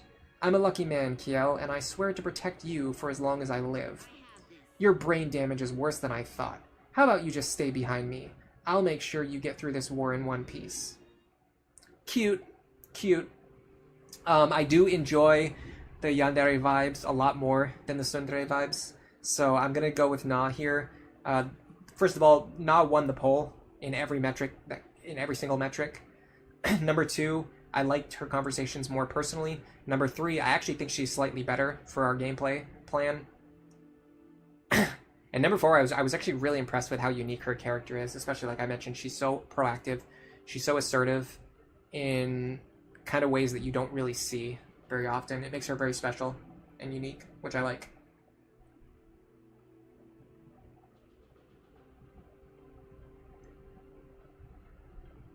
What else would he have been plotting? Yeah, I don't know. Anyway, that's gonna be it for me today. I've got a pretty hard limit on how much I can use my voice for one day, and we have very much hit that limit for me. I need to rest my voice. I didn't, by the way, I was gonna rest it during the week after the Bloodborne stream. That's probably why my voice is already killing me. I did that Bloodborne stream. I said I was gonna rest my voice for the rest of the week, but then I ended up doing singing practice, actually just yesterday. So now my voice is more strained than it should be. You like the chomp chomp line? Chomp chomp. The Na conversations definitely have Inigo in a more interesting role, yeah. But either way, I didn't rest my voice as much as I should have, and I need to rest it now, for sure. By the way, I've got 3 videos planned that are part of a series, and it's a pretty short series, and the videos should be relatively easy to make. I don't want to get anyone's hopes up too much, but we might get back to a schedule of regular releases, hopefully within the next couple weeks, and if I do it properly, we might be able to have like 3 weeks in a row of releases, and then that might even be able to give me a buffer to start working on other videos again. Hopefully. Hopefully. We'll see. You never know. This is me we're talking about. I could just go another 2 months without making another video, but at least I'm streaming regularly. Even over the whole winter, no matter how depressed I was, no matter how tired I was, I always found the energy to stream on Saturdays, on my regular days. Goodbye, Nef Champion. Yes, we have to go rescue Na from the Manor of Lost Souls, and there's no way I'm doing that today. Goodbye, Kuro. Goodbye, Skywing. Snow Warning. Anyone else here right now? Nef Champion. Clint Waukee. Aiden Chelush. And all the lurkers who were here today. Anyone who chatted and kept me company. New subscribers, welcome to this channel. I'm not gonna have a burger. I just decided I'm gonna eat something more healthy. I recommend everyone else do the same as well. Make good, healthy choices. And for now... Oh, am I excited for M3? What in the world is M3? You think I'm into Dojin music? What is M3?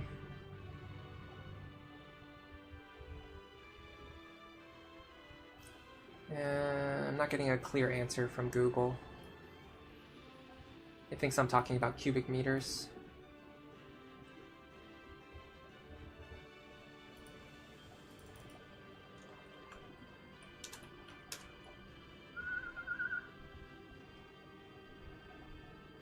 Seems like it has something to do with J-pop compilation albums.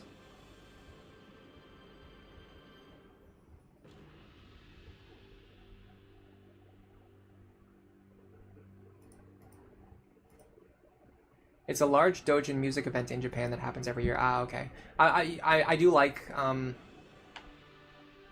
lot of Japanese music, but I'm not the kind of person who pays a lot of attention to events. Normally, I'm the kind of person who goes at my own pace. Like, I just kind of do things whenever I want. Like, if a new game comes out, I usually play it like a year later. if you know what I mean? So, yeah, I'm just not the kind, like, I don't watch like game conventions or announcements, or I don't pay attention to really any kind of conventions or events. I normally just find out about stuff whenever I find out about it, so it's just something that, like, I would like. The thing is, like, you're probably right.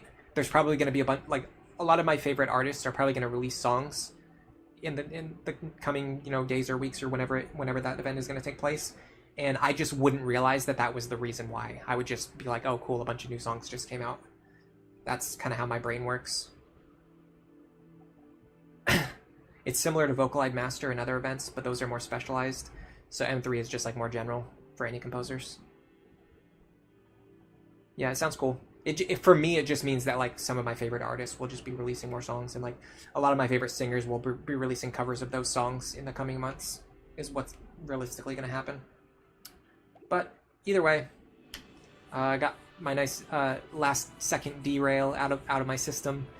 I'm gonna go decide what to make for lunch, and I'm gonna choose something healthy. Like I said, I recommend everyone else tries to make healthy choices if they can. But for now, enjoy the rest of your day.